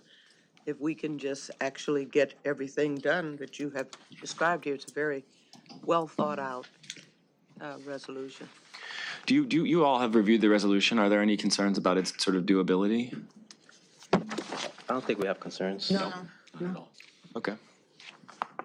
I just had a comment, based on what I've seen the industry do, we have to decide that this is going to be part of who we are. What I often see is everybody wants to play with AI and they put it in a pocket in their organization and let that pocket play into it versus be part of DWP as an integral part of how do we do business. And that's where we get into trouble, right? Because then you have different functions doing different things with AI, and even with a governance mechanism, it's just not part of how we educate our workforce, how do we train, how do we incorporate that in workforce development planning. And so part of the strategic plan has to be that our identity is that we are going to leverage AI as part of our day-to-day business, not just another toy in the toy chest to play with, right? And so that's really critical as we enforce that, because it will drive the way that we deploy systems with AI in the forefront versus AI on the back front. It's a complete different business requirement when AI is part of who we want to be and who we are, right? So. And that's a really important cultural question. And I just want to make it clear that the resolution in no way sort of specifies that the answer to that question has to be yes. It's possible that your office and that senior leadership come back to us and say, we don't want it to be part of our core identity, and so we are going to segregate it deliberately and treat it this way. We're not being directive about this, or I hope not to be directive about this. I'm just trying to bring this kind of into the light of a public meeting to make sure there's good governance, there's good oversight. Some of these decisions at a very high level are being made around this dais with everyone's involvement, because I think there is a lot of anxiety, and the news is constantly changing around AI, machine learning, Gen AI, and so the more we can do to kind of shed some light on what this process looks like internally, I think the more sort of transparency we can provide our ratepayers, the better. It's a journey we have to take, and this is a good start. I think there is, we have to acknowledge that there is sort of a learning curve, and that, speaking in your, you brought up a few times and sort of, minority groups, and that, we want to be part of our workforce who, for whom this is going to be a whole other level of thinking or learning. I personally, today, I would want to know a lot more before I vote on this. I just find, I could just imagine people who are barely scraping by, who are wanting, to get jobs, for whom using a computer is still a bit of a challenge. Affording a computer is a challenge. I just think this is, one thing is for the management and, some level management and up being active in it. But to think that, I feel that it's disingenuous for us to think that it's going to permeate down to a level that is. If I may, Mia, I don't think that is what the resolution is calling for. Rather, it's saying that as DWP is moving forward with consideration of AI, that it do so in an organized and transparent way. And the part about labor is more about labor having a voice and reviewing what the department is considering, not saying that our workforce is going to, will or will not use AI, just making sure that whatever those decisions are, that they have a voice in that process, was my reading of it. I don't know if, George, you want to. My understanding of your concern, Mia, is that basically that was the concern driving my drafting of this resolution, is that I have the same concern you do, that this is going to cause some anxiety, that there's going to be very different levels of sort of technical ability, not just in our staff, but in the rate-paying public who are going to see what we're doing with Gen AI. And I want us to be strategic and cohesive about the way we're thinking about this and make sure there are some mechanisms to get these decisions made at a board level so that the public has oversight. So just, in terms of the intention behind the resolution, is to do exactly what I think you want. And in fact, let me just put another emphasis for you, because I am getting to know you very well and I know your concern and your sensitivities. I think this is a roadmap so that later when you make a right turn, you can see, oh yes, the things I'm concerned about, meaning you, are going to be addressed.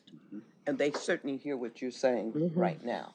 So in that sense, this resolution gives them the go-ahead sign to incorporate what you're concerned about and which all of us, whether we state it or not, are concerned about.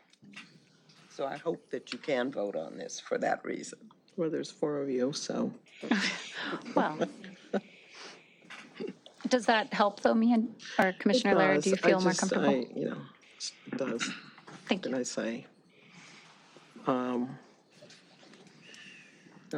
Just can imagine some sort of people working in the field, digging trenches, or driving,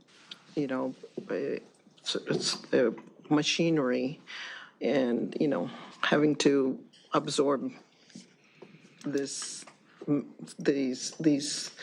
new ways of communicating. I just have I was born in a third world country. What can I say? Yeah. I don't think AI is all about the technology and the user interface. And so there's a lot that helps different populations, different audiences that use it. Yes. To the first point on your resolution, one thing that I didn't see is a current status of governance. We know, like you asked for, what's the current, where are we using it, but do we have any governance? Who's in charge of the governance? How do we manage those processes? Yes. Like that gap analysis will be critical so that then we can deliver the right enterprise strategy, because I don't know, right? And so that kind of knowledge, I think, will be really educational for everyone. So the Yeah, including strategy. that'll be really important because the only thing that I've read is an acceptable use policy on our behalf. And I think there's just a presumption that the board, like everything at a high level, will govern strategy, but it's not. You don't know. It's not clear. I think that's why we got to do this.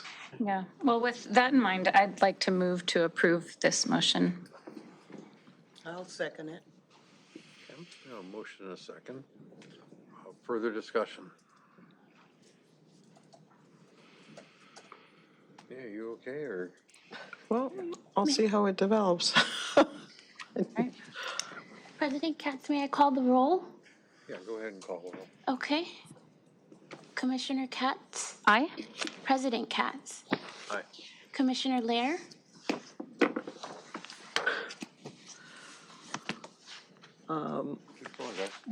Yeah. Vice President McGraw? Aye. Commissioner Pinder? Aye. 4 ayes. So it passes, right? Yeah, it passes. Yeah. 4 ayes, motion adopted. Thank you. Okay. Thank you. Thank you very much. We've been told that. All right. Shall we go next? You still have questions on 16. I do have questions on 16 if you don't mind. No, go for it. Did you do it? Already passed it. I'll ask him separately. No, we didn't. We. Oh, yeah, we did. No. We passed number 8, but just a quick question for you, Anselmo.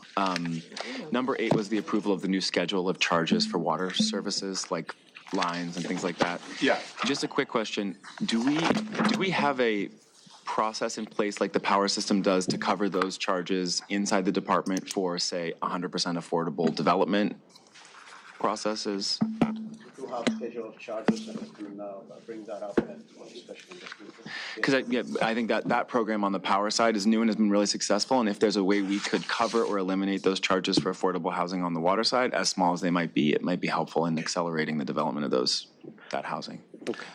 That would be something we need to look at. Great. Excuse me. Yeah. Okay.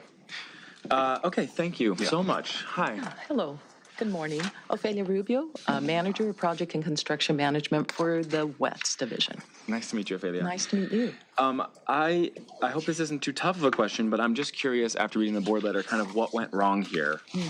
We plan to return the office and use the credit to cover costs, and we don't seem to have been tracking the expiration date on the contract, and we lost the opportunity to negotiate and have to eat this cost. And, it's my job to ask, how are we avoiding this in the future? Yes. What will we use these extra offices for now?